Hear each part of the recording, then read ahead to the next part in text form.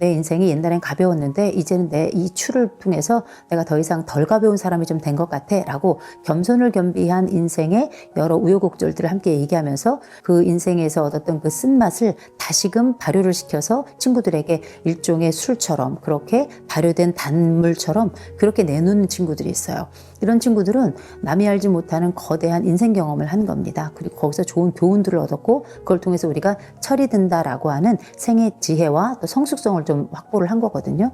굉장히 좋은 케이스라고 볼 수 있죠. 근데 중요한 건 드물다는 거, 많이 드문다는 거. 행복한 가족들이 무슨 말을 하는지를 알기 전에 가족들한테 욕이나 하지 마세요. 요즘 40대들이 욕을 너무너무 많이 해요. 아니 정말 이럴 수가 있나 싶을 정도로 술자리에서도 욕하고 일상생활에도 욕하고 그렇게 욕을 많이 해요. 욕을 많이 먹어서 욕을 많이 하는 거겠죠. 그거는 참 교양 없는 행동입니다. 이런 말을 하는 너는 교양 있냐? 이럴 수 있는데 교양이라는 게 뭐냐면 사람이라면 알아야 될 기본적 소양을 우리가 교양이라고 부르는 거예요. 사람이라면 누구든 알아야 될 기본적 소양을 우리가 교양이라고 부르는데 옛날에 우리가 10대 때의 40대를 한번 생각해 보세요. 내가 10살이다 싶을 때 40대의 사람들은 어때야 될까 한번 생각해 보세요. 상욕하는 사람이 아니에요. 40대는 어떨까 생각하면 그냥 아저씨예요. 아줌마고. 그리고 40대는 어떨까 생각하면 약간 품위도 있어야 될 것 같고 자동차에서 내리고 양복도 입고 있어야 될 것 같고 아니면 깔끔하게 정장을 입고 있거나 아니면 굉장히 매너 있고 이런 사람으로 우리는 어른을 생각할 때 그런 40대, 50대를 생각한단 말이에요. 너무 늙은 분들은 우리가 10대가 볼 때는 60대, 70대는 게 할머니, 할아버지예요. 그냥 어른 하면 40대, 50대를 생각하는 거거든요. 왜냐하면 그게 자기의 부모들이니까. 그렇게 생각을 하는데 놀라울 정도로 40대들이 욕을 너무 많이 하는데 그게 가족에게도 욕을 많이 하고 자식들에게도 욕을 너무 많이 친구들 사이에서도 욕을 밥 먹듯이 하는데 남녀가 구별이 안 돼요. 여자들도 그렇게 욕을 많이 해요. 그래가지고 뭐 개소말량 소닥 시비간지가 다 나와요. 생각해 보세요. 예를 들어서 제가 강의를 하는데 우리가 함께 이야기를 나누잖아요. 제가 막 상욕을 섞어가면서 강의를 하거나 상욕을 섞어가면서 이야기한다면 이호선이라는 사람이 저렇게 말하고 행동하는 것에 대해서 어떻게 생각하시겠어요? 참 저 사람 조우하고 싶지 않다. 내가 저 사람 그렇게 안 봤는데 정말 상스러운 사람이다. 이렇게 말할 거잖아요. 40대도 그래요. 50대만 그런 게 아니에요. 저는 지금 50대인데 제가 50대 사람인데 어떤 40대 사람들이 막 상욕을 하죠. 전 그 사람 절대 안 써요. 말은 그 사람의 인격이라 얘기하는데 전 이런 얘기합니다. 언어는 존재의 집이에요. 이거는 제가 한 얘기가 아니라 하이데거가 한 얘기예요. 언어는 존재의 집이다. 이 얘기는 이 사람이 어떤 말을 쓰는지를 보면 이 사람이 어떤 사람인지 알게 되는 거예요. 저는 제 선배들 중에도 지금 50대 후반, 60대 되는 분들인데 아직도 자기들끼리 만나가지고 상욕하는 사람들이 있어요. 저는 그 분들 안 만나요. 왠지 아세요? 나이를 그만큼 먹고까지도 욕을 한다는 얘기는 자기 삶에 한 번도 성찰해 본 적이 없는 사람인 거예요. 그분들이 저 안 만난다고 제가 그분들하고 손절하고 그런 게 아니라 그냥 안 만날 뿐이에요. 그분들이 또 만나자 요청하면 만나겠죠. 그러나 전 얘기합니다. 오라버니 욕하지 마세요. 그건 오라버니가 어울리지 않아요. 전 이렇게 얘기해요. 40대 된 분들에겐 전 뭐라고 얘기할까요? 얘기 안 해요. 왠지 아세요? 욕먹어요. 저 없을 때 막 상욕해요. 왠지 아세요? 욕이 일상이라서 그래요. 그리고 자기를 욕하면 남은 생에 저는 범죄자예요. 제가 이런 말씀을 드리는 건 뭐냐면 가족들에게, 내 친구들에게, 내 후배들에게 막 상욕하는 사람들이 있거든요. 그런 사람들은 막대 먹은 사람들이에요. 그 존재를 향해서 욕을 함부로 막 쓰는 사람들이에요. 농담 삼아 하는 욕도 욕은 안 된다고 저는 생각합니다.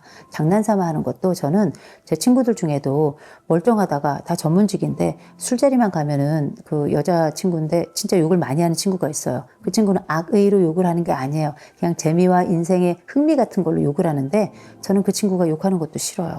제 친구가 그렇게 욕하는 친구라는 것도 마음에 들지 않아요.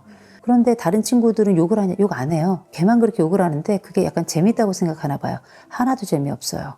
그리고 그렇게 욕을 하는 걔가 그 욕을 멈췄으면 좋겠어요. 제가 그래서 얘기했어요. 누구누구야. 야, 너 욕하지 마. 욕하는 건 너한테 어울리지 않아. 그랬더니 그 친구가 뭐라 그러냐. 야, 내가 맨날 욕하냐. 술 마실 때만 재미로 욕하는 건데 저만 그렇게 생각할까요? 다른 친구들도 그 친구를 데리고 다른 술자리 아마 안 갈 거예요. 그 자리 다른 데 가서도 그렇게 함부로 막 욕할 거 아니에요. 우리가 나이를 먹는다는 건 나이 값을 해야 되는 거예요. 40이 가벼운 나이입니까? 40년을 살았고요. 이제 50년을 다 돼가도록 그렇게 인생을 살아가고 있는데 10대 아이들 또 유치원이나 어린이집 다니는 초등학교, 중학교 다니는 아이들이 여러분을 본다고 생각하세요. 그 아이들이 기대하는 어른의 모습은 어떤 걸지를 생각해야 되는 나이입니다. 그게 나이 값이라고 하는 거예요. 나이 무게인 거고요. 욕하지 않았으면 좋겠어요. 그게 가족에겐 더욱더 그러합니다. 그렇게 자식들한테 정말 입에 담을 수 없는 저작거리에서도 하지 않는 그런 상욕들을 아들에게 딸에게 막 하더라고요. 그래놓고 자식이 잘 되길 바래요? 헛소리 하지 마세요. 그건 완벽히 잘못된 생각이고 완벽한 착각이에요. 자식은 그 욕한 대로 될 겁니다. 이런 저주가 제가 한 나쁜 말, 나쁜 마음 때문이겠어요? 실제 그렇기 때문이에요. 부모들이 했던 그 욕설 때문에 상처받는 아이들이 얼마나 많아요. 친절한 가족, 좋은 가족, 행복하다 말하는 가족들은 진짜 말 조심합니다. 욕하지 않아요. 두 번째, 굉장히 친절하게 말해요. 예쁘게 말합니다. 그래서 우리가 가족들끼리도 일상적 공격성이라는 게 있어서 아자자자 뭐 땡땡땡땡거리고 때로는 뭐 반말 찍찍찍 하면서 뭐 나가 뭐 이렇게 하는 딸들 아들들 있죠. 그 사람들이 그렇게 하는 이유는 우리는 다음번 기회에 다시금 이 관계를 회복할 수 있다라고 하는 확신이 있기 때문에 그런 일상적 공격성을 유감없이 발휘하는 거거든요. 그런데 우리가 이 세상 살아가면서 40대니까 알게 되죠. 어느 순간 갑자기 누군가 죽는 수도 생겨요. 다치는 수도 생겨요. 갑자기 이별하는 경우가 생겨요. 이별이라는 게 준비 없이 우리에게 다가오는 거 아니겠습니까? 그런데 가족이라고 늘 안전한 대상은 아닌데 그 가족들에게 어떻게 예쁘게 해줘야 돼요. 그리고 사랑스럽다, 예쁘다 말해주셔야 그 아이들도 내 배우자도 그리고 나와 함께 있는 부모님도 나에게 예쁘다 말해요.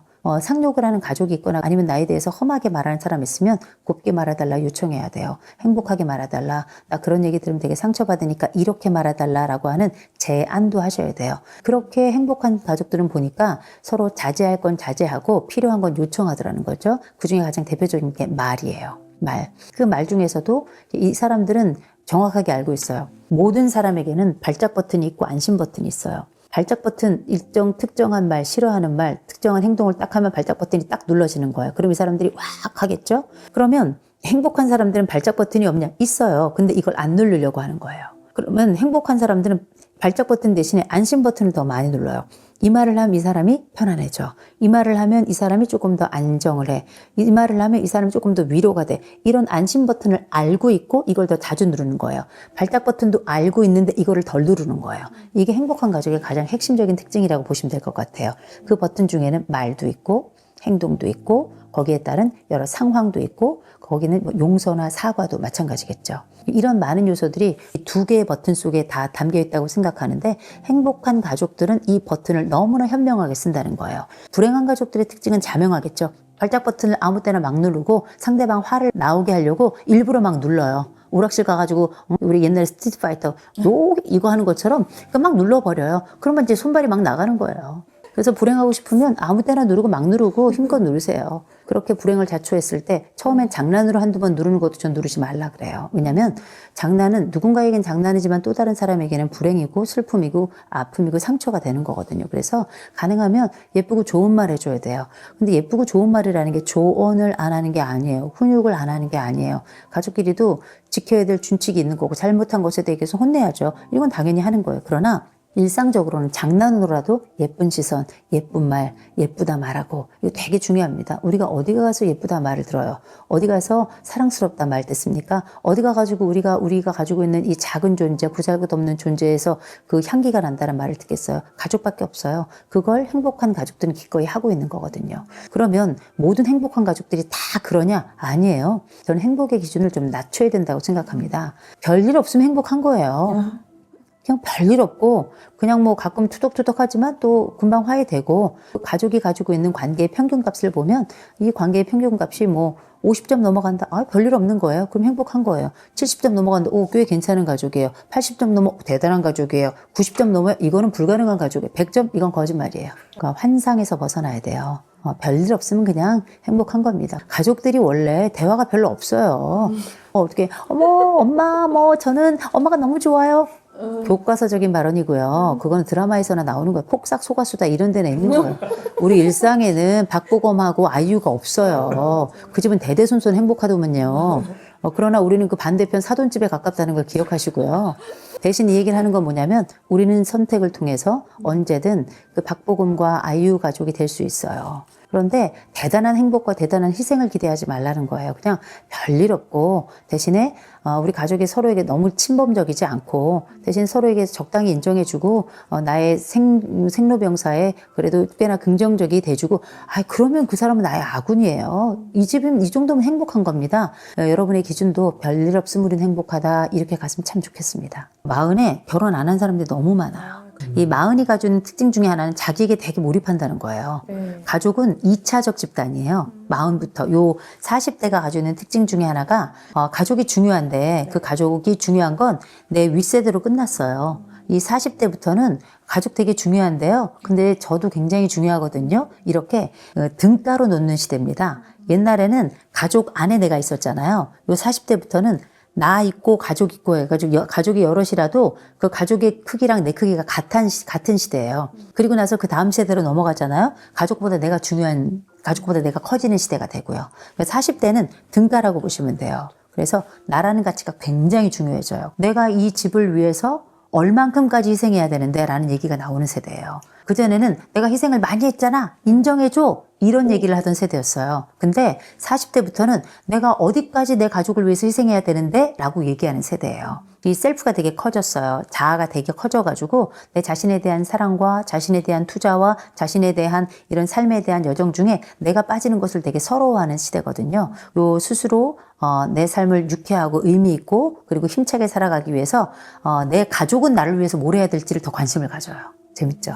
성인 형제자매잖아요. 다들 이제는 혼자 살든 뭐 가족을 일구었든지 간에 각자 독립해가지고 떨어져 사는 집이에요. 그러면 남이에요. 그냥 뭐 하면 되냐면 집안의 대소사 같이 치르면 되는 거예요. 대단하게 형제가 내 피부치로서 나에게 어떤 역할을 해야 되는 시기는 다 지났어요. 근데 내 형제가 그렇다고 나하고 남은 아니에요. 내 부모보다 나랑 오랫동안 살아가면서 나랑 가장 비슷한 DNA를 가지고 있는 사람이 내 형제거든요. 그래서 이거를 나를 또 잘 이해할 수 있는 사람이지만 우리가 형제 자매 지간은 원래 서로 간에 격려하기도 하고 보호하기도 하지만 경쟁하기도 하고 시기도 하는 이런 형제로 평생을 사는 거예요. 형제 자매로. 평생을 사는 거기 때문에 이 관계가 늘 좋을 거라고 생각하면 그건 환상이에요. 죽을 때까지 미워하는 형제 자매도 무지하게 많고요. 유산 싸움 나오기 시작하면 차라리 남이 나요. 이런 경우가 생겨나는데 적어도 우리가 형제자매로 살아가면서 우리는 늘 서로 질투하고 서로 남모르는 비교를 다 하고 어떨 때는 공식적 비교를 부모가 하기도 해요. 그 나이 돼서도. 제일 먼저 슬퍼하거나 노여워하지 말라. 당신은 당신의 삶을 살고 있다. 이거 꼭 말씀드리고 싶고요. 대신에 형제와 부모와 함께 살아가면서 특별히 형제들에게 그 사람의 인생을 완벽히 부정하는 말은 하지 말라라고 말씀드려요. 이제 와서 뭘 어떻게 할 거예요? 어린 시절 네가 나한테 이랬잖아. 그래서 너는 나에게 영원히 쓰레기야. 이렇게 얘기할 필요 없어요. 어린 시절 그랬으면 어린 시절 우리가 서로 못난 일해서 그랬던 건데 그때 못했던 이야기를 뒤늦게 한다 그래가지고 이 형제가 무릎을 꿇면서 내가 다시는 이번 생엔 안 그러겠다 이렇게 얘기할 형제도 없어요. 그냥 이제는 다 커서 이런 얘기를 한다는 것 자체가 되게 치졸하고 쪼잔한 얘기예요. 물론 이제 형제가 서로 돕고 이해하고 살아가고 이런 거 너무너무 좋아요. 그렇게 살아가기를 기도해요. 그러나 그런 형제가 없다 하더라도 너무 슬퍼하거나 노여워하지 말아라. 우리는 각자 서로의 인생을 살아가며 일가를 일구었다. 그렇다면 이때는 부모님을 위한 대조사 정도 함께 하는 거지 더 큰 기대하지 말아라. 옛날에 내가 시기하거나 질투했거나 이런 형제들이 있어요. 그러면 그 형제들은 꼭 안 됐으면 좋겠어요. 망했으면 좋겠잖아요. 안 그래요? 근데 그 형제들 망하면 안 돼요. 왠지 아세요? 나한테 와서 도움 청해요. 그래서 무조건 내 형제 자매는 잘 돼야 돼요. 그래서 내가 가서 빌붙을 형제가 있는 게 낫지. 나한테 와서 빌붙으면 그거 진짜 힘든 일이에요. 그러니 시기 질투했다 하더라도 그 형제가 잘 되길 바랄 것. 두 번째로는 조카들한테는 잘하세요. 그 조카들은 그냥 그 형제하고는 무관한 사람들이에요. 괜히 형 미웠다, 누나 미웠다, 언니 미웠다, 오빠 미웠다 해서 그 조카들까지 미워할 필요 없어요. 왜냐? 그렇게 내가 미워하잖아요. 걔네들이 금방 알고 자기 엄마들, 아빠들한테 얘기하잖아요. 그러면 그 내 형제들이 내 아들, 딸들 미워해요. 그렇게 해가지고 이런 분노에 대한 또 미움에 대한 대물림을 할 필요가 없잖아요. 또 그거 기억하셨으면 좋겠고요. 형제들하고 동업하지 마세요. 동업의 끝은 상호 멸망이에요. 정말 너무 나중에 관계까지 틀어지는 경우도 너무 많고 이게 형제만 같이 사업을 하는 게 아니에요. 거기에는 배우자들이 같이 있고 자녀들이 다 달려 있습니다. 그래서 우리가 둘이 협업하는 게 아니라 온 가족이 협업을 하는 거라 서로 마음이 맞기가 쉽지 않습니다. 더군다나 거기에 돈이 끼었다? 이 돈이라고 하는 건 약간 뭐랄까 그 콜레스테롤 같은 거예요. 관계를 막아요. 어쩌면 우리가 함께 협업을 한다는 건 정말 대단한 일이다. 협업을 하는데 심지어 이 형제가 잘 지낸다? 이 형제들은 무엇을 하든지 잘할 수 있는 형제들이에요. 그러나 우리는 그게 어려워요. 그래서 협업은 좀 발리고 싶고요. 대신에 우리가 좋은 형제로 좀 지내고 싶으면 우리가 1년에 만나는 날이 뭐 제사 때 하고 부모님 생신 때, 명절 때 말고 거의 없어요. 근데 어쩌다 그 만나는 사람들끼리는 험한 얘기하면 안 됩니다. 어차피 형제로 커서 더군다나 성인으로 살아가고 자매로 커서 성인으로 살아가고 남매로 커서 성인으로 살아간다는 얘기는 이제 남처럼 살아가는 거예요. 그러다가 1년에 한 번쯤 만나는데 그 사람의 생로병사에 개입할 필요 없다. 그냥 만나면 옆집 이웃 만나듯 해야 돼요. 이웃은 어때요? 어쩌다 만나고 만날 때마다 우리가 좋은 얘기만 해요. 위아래층은 층간소음이 있어서 안 좋을 수 있는데 옆집은 그래도 잘 지내더라고요. 옆집하고 지낸다 생각하시고 약간 띠꺼운 점이 있더라도 그냥 좋은 얘기 하시고요. 우린 어차피 만났다 금방 헤어져요. 그랬다가 한참 지난 다음에 어쩌다 만날 동 말동이거든요. 그러나 분명한 건 내 형제가 내 장례 치러줍니다. 그거 알고 있어야 돼요. 내 부모 장례도 내 형제와 같이 치르는 거고 내 자매와 같이 치르는 거고요. 내 자식들 결혼식에도 그 사람들이 와요.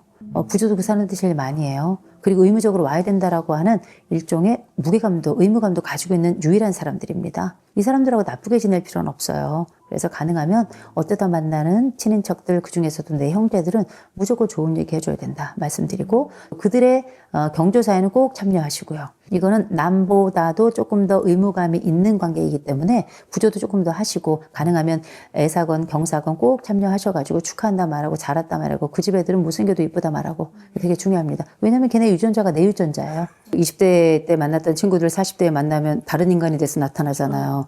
어디서 누가 어떤 신의 조화를 일으켰는지 이 찌질한 게 갑자기 와가지고 인생에 막 썰을 풀면서 라이프 이즈 뭐 이러면서 막 얘기를 해요. 어이가 없죠. 그 찌질이가 와가지고 근데 가만히 들어보니까 맞는 얘기 같아요. 그리고 또 이런 만남을 몇 번 가져보니까 얘 얘기는 정말 얘의 삶이 됐어요. 고집과 이 주관이 있는 거 두 개의 차이는 저는 설득력이라고 봅니다. 설득력. 이 설득력이라는 건 다른 사람들도 고개를 끄덕일 수 있어야 된다는 거예요. 고집은 말입니다. 일단 다른 사람들에게 설득이 되지 않고 고개를 끄덕이게 하지 않을 뿐더러 이거는 혀의 신화예요. 자기 혼자 자기 혓바닥으로 쓰는 신화이기 때문에 다른 사람들에게 그 먹물이 침투해갈 기회를 주지 않는 거죠. 근데 주관이라고 하는 건 뭐냐면 누가 봐도 납득이 되고 논리적으로 설명이 될 뿐만 아니라 그렇게 사는 것 자체가 일종의 부럽기도 한 그 사람이 하는 말대로라면 이 삶이 정말 괜찮아질 것 같고 그 앞뒤에 이 사람이 사용하는 예화라든지 설명을 위한 여러 자원들을 볼 때는 내가 이해가 되고 내가 많이 들어봤던 이야기인데다가 내 삶에서도 경험했던 그래서 우리가 흔히 말하는 납득이 되지 납득 이런 납득이 되는 그의 이야기 그 고백은 우리가 주관이 있다 말할 거죠. 그런데 이런 주관 있는 사람들이 갑자기 주관 있는 경우는 많지 않아요. 되게 종창회에 와서 없던 주관을 갑자기 얘기하는 애들은 주로 고집이거나 그냥 헛소리하는 경우가 많습니다. 아니면은 그 탁상공론하거나 어서 이 철학책 한 두세 페이지 읽고 와가지고 남의 얘기처럼 하는 사람들 있거든요. 뭐 그런 얘기들 중에서도 들 얘기들이 있어요. 또 약간의 허풍은 우리 삶에 또 굉장히 기쁨을 주기도 하니까. 근데 정말 주관 있는 애들이 있어요. 그런 친구들 보면 뭐 20대도 사실은 뭐 이상한 애는 아니었고요. 살아가면서 좀 단단해진 아이들이 있어요. 그런 아이들의 특징이 있죠. 첫째, 좀 교양이 있어요. 교양이 있어서 그 사람이 자기 삶을 살아가는 동안에 다른 사람들에게 들리는 이야기를 해요. 그 사람들이 알아들을 수 있는 이야기를 하고 경우에 맞는 말을 하고 그런데 그게 상스럽지 않고 이 사람이 지금 현재 자기가 어떻게 살아가는지를 보여주는데 그 삶이 그의 말과 일치해요. 그 말이 더 설득력이 있게 느껴지는 거죠. 그런데 그 말이 장황하지 않아요. 그 장황함보다도 현실적이고 실제적인 이야기들을 하는데 그 말에 나의 경험이 상당 부분 일치가 되고 우리가 알고 있는 상식에도 맞아요. 이 사람의 이야기는 설득력도 있지만 주관 있게 살아가고 동시에 약간의 존경심도 유발되는 같은 또래지만 전 참 믿을만하다. 참 괜찮게 살고 있다. 이런 이야기를 듣게 되죠. 근데 우리가 40이 됐을 때 갑자기 눈 뜨고 해골물 먹은 것처럼 새로운 인생을 사는 사람들은 별로 없어요. 옛날에 별로인 애들은 지금도 별로예요. 과거에 괜찮았던 애는 지금도 괜찮은 경우들이 굉장히 많아요. 왜냐하면 인간이 일관성이 있어서 그래요. 연속성이 있고 인생을 살아가다가 갑자기 인생의 변수를 겪고 삶에 조금 고생도 좀 하고 하면서 좀 철이 든 친구들이 있어요. 그럼 옛날에 그렇게 형편없고 때로는 너무 가볍고 인생의 그 존재의 가벼움은 바로 너다 이렇게 얘기할 만한 이야기가 삶에 마치 어떤 추를 가지고 와서 내 인생이 옛날엔 가벼웠는데 이제는 내 이 추를 통해서 내가 더 이상 덜 가벼운 사람이 좀 된 것 같아 라고 겸손을 겸비한 인생의 여러 우여곡절들을 함께 얘기하면서 그 인생에서 얻었던 했던 그 쓴맛을 다시금 발효를 시켜서 친구들에게 일종의 술처럼 그렇게 발효된 단물처럼 그렇게 내놓는 친구들이 있어요. 이런 친구들은 남이 알지 못하는 거대한 인생 경험을 한 겁니다. 그리고 거기서 좋은 교훈들을 얻었고 그걸 통해서 우리가 철이 든다라고 하는 생애 지혜와 또 성숙성을 좀 확보를 한 거거든요. 굉장히 좋은 케이스라고 볼 수 있죠. 근데 중요한 건 드물다는 거. 많이 드문다는 거. 네. 행복한 마음으로 살고 싶으시면 일단 손가락을 좀 펴세요. 손가락을 펴서 가진 것을 헤어보세요. 나는 지금 뭘 가지고 있나. 많은 분들이 난 차가 있어, 난 집이 있어 이런 분들이 계시겠지만 난 차도 없어, 난 집도 없어, 난 변변한 직장도 없어, 나는 미래도 없어. 줄줄이 없는 걸 많이 꼽는데 있는 거를 꼽아보셔야 돼. 나랑 제일 친한 친구가 있어. 나한테는 바가지 긁지만 내 아내가 있고 내 남편이 있어. 건강한 어머니가 계셔. 나한테는 직장을 왔다 갔다 할 수 있는 차가 있어. 나한테는 매달 나오는 월급이 있어. 이런 식으로 여러분들이 가지고 있는 걸 한번 손가락으로 헤어 보셔야 돼요. 마흔만이 갖는 특혜가 아니에요. 전생애를 살아가면서 내가 가지고 있는 게 어떤 것인지를 손가락으로 꼽아보면서 나의 공로를 치하해 줘야 돼요. 내가 가진 것을 기뻐하고 감사해야 돼요. 전 교회를 다니는데 찬송가에 제가 좋아하는 노래가 있어요. 가진 것을 헤어보아. 생각해보면 너무 기가 막힌 말이에요. 내가 가진 게 뭐가 있나. 근데 그 앞에 가사가 뭔지 아십니까? 세상 거친 풍파가 너를 흔들고 약한 마음 낙심하게 될 때에 가진 것을 헤어보아라. 이게 가사예요. 찬송가라고 하거나 찬불가는 이런 신을 찬송하는 거고 찬양하는 거기 때문에 그 신에 대한 게 나와야 되는데 이건 너무 인간적인 가사예요. 세상 모든 풍파 너를 흔들어 약한 마음 낙심하게 될 때에 주가 주신 복을 세어보아라. 뭐 이런 거거든요. 찬송가나 찬불가에서만 나오는 얘기가 아니라고 생각해요. 인생에서 자기가 가진 것을 헤어볼 줄 아는 사람은 자기의 긍정성과 자기 삶에 대한 감사를 동시에 하는 사람이에요. 그리고 다른 사람이 무엇을 가졌는지에 대한 긍정적인 손가락을 꼽을 수 있는 사람이에요. 그 사람의 장점과 그 사람이 가지고 있는 희망과 그 사람에 대한 아름다움 이런 것들도 꼽을 줄 아는 사람이에요. 전 이게 굉장히 중요한 하나의 이 사람의 가치를 위한 행동이다라고 저는 생각을 해요. 마흔이 된다면 나는 내가 보통 10대에 어떤 것을 잃었는가, 내가 어린 시절 내 부모로부터 난 무엇을 박탈당했는가 이런 것 때문에 상담 현장에 많이 오시는데 그분들은 너무 아파서 오신 분들이잖아요. 근데 그분이 나아갈 때 그분들이 상담을 마치고 갈 때는 그래서 나의 10대, 나의 어려진 시절에 내가 그때 내가 가지고 극복하고 이겨내고 내 마음속에 지금 내 현장까지 나를 이만큼 오게 했던 힘은 어떤 게 있었는가 결국은 그거를 헤어가지고 가는 거예요.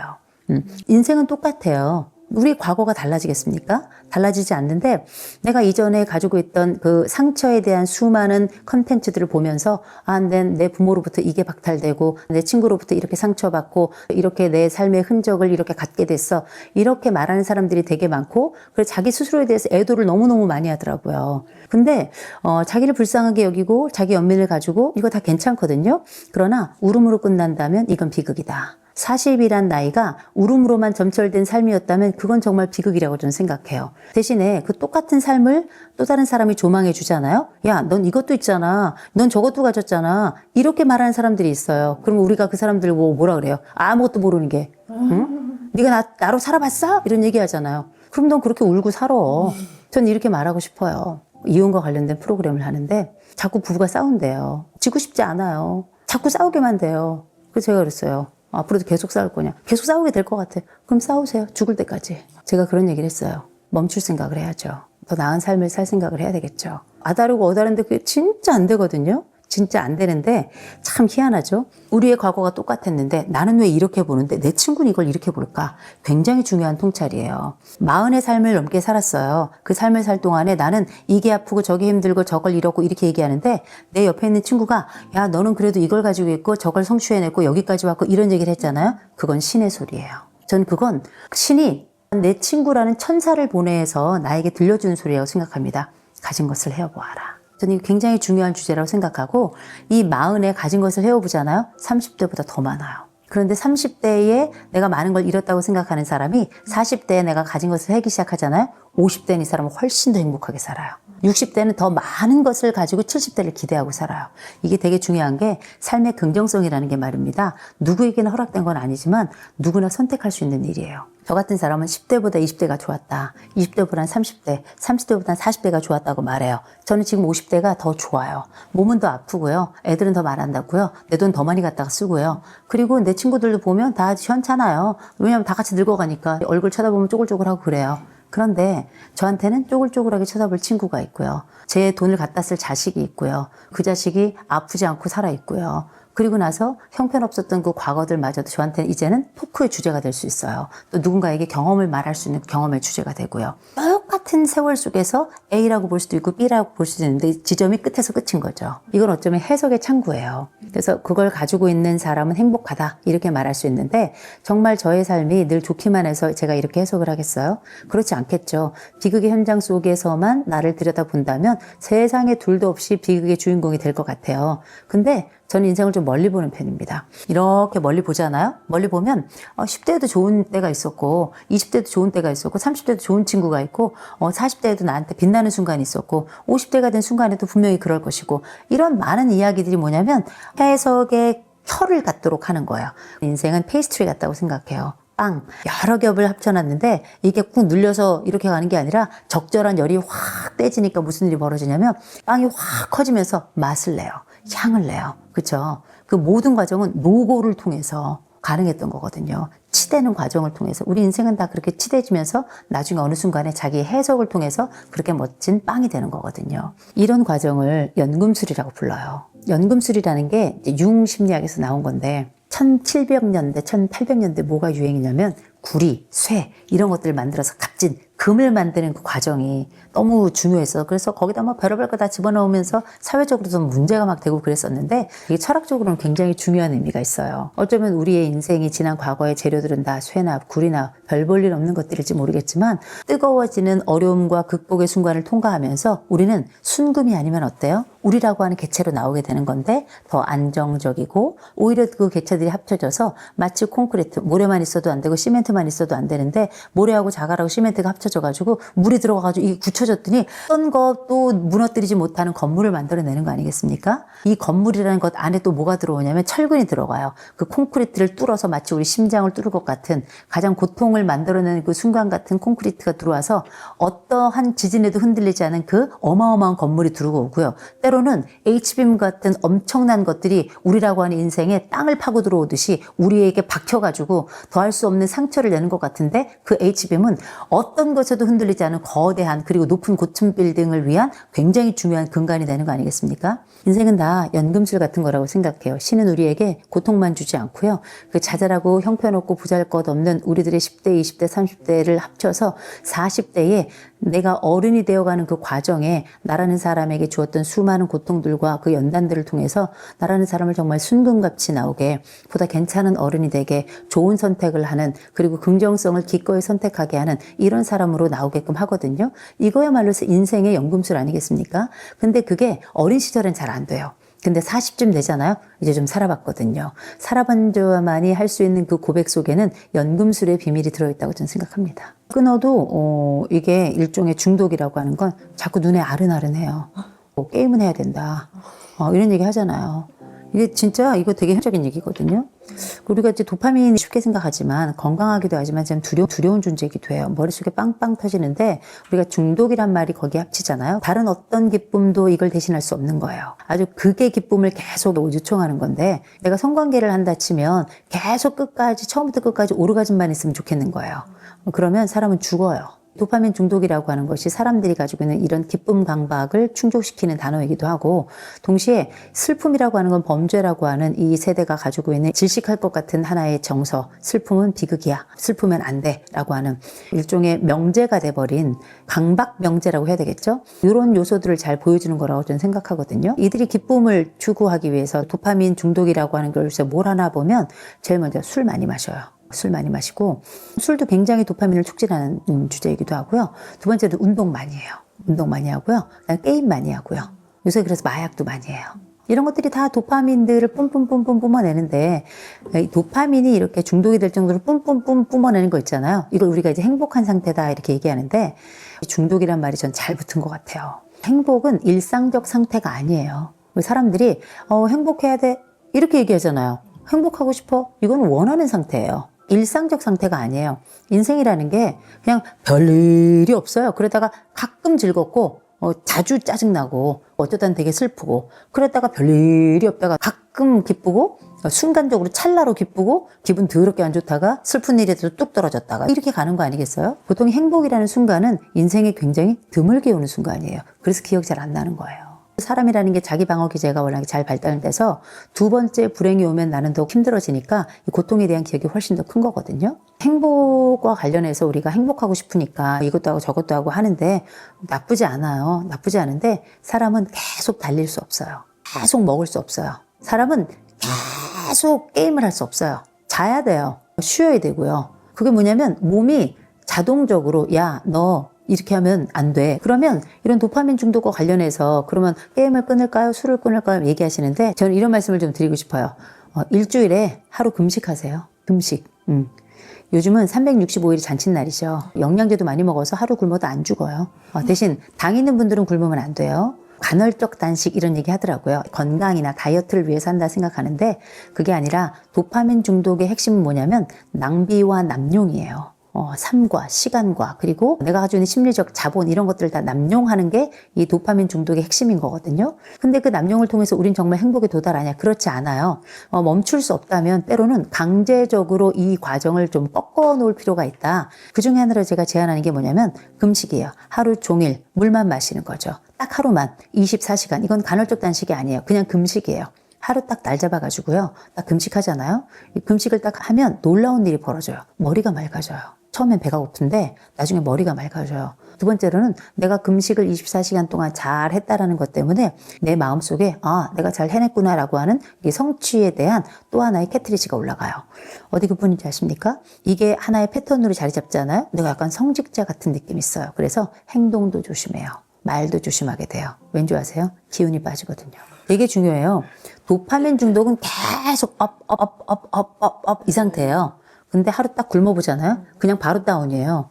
처음에는 그런데 이거를 주기적으로 하면 정말 좋아요. 이상하게 금식하는 사람들은 왜 금식하나 보면 규칙적으로 일주일에 한 번씩 금식하는 사람들은 의도적으로 하거든요. 한때 우리나라 비건 유행했었어요. 너나 할 것 없이 다 비건이래요. 우리나라는 비건이 얼마나 많은지 몰라. 그게 나중엔 다 비겁이 돼가지고 다 겹겹이 고기 쌓아놓고 먹고 막 그랬었어요. 왜냐면 나 해보니까 비건 안 맞아. 왜냐면 비건도 굉장히 스펙트럼이 넓은데 그중에서도 뭐 제일 가벼운 거 해본다든지 다 좋거든요. 요는 뭐냐면 일주일에 한 번 단식을 주기적으로 하는 사람들은 주로 뭐 하는 사람들이냐면 명상하고 이런 종교적으로 자기를 자주 비우는 사람들이 이렇게 일주일에 한 번씩 금식 많이 합니다. 일주일에 한 번씩 금식을 하면서 이 사람들은 뭐 하나 가만 생각해 보세요.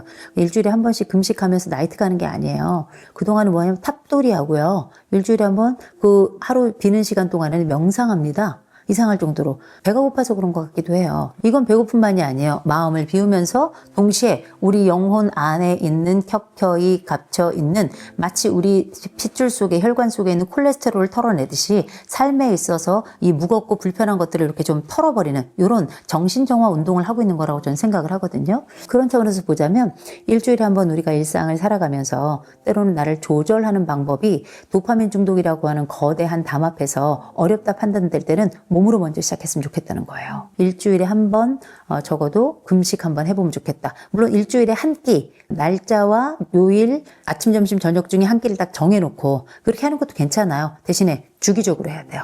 나와의 약속이니까. 그렇게 한번 하시잖아요.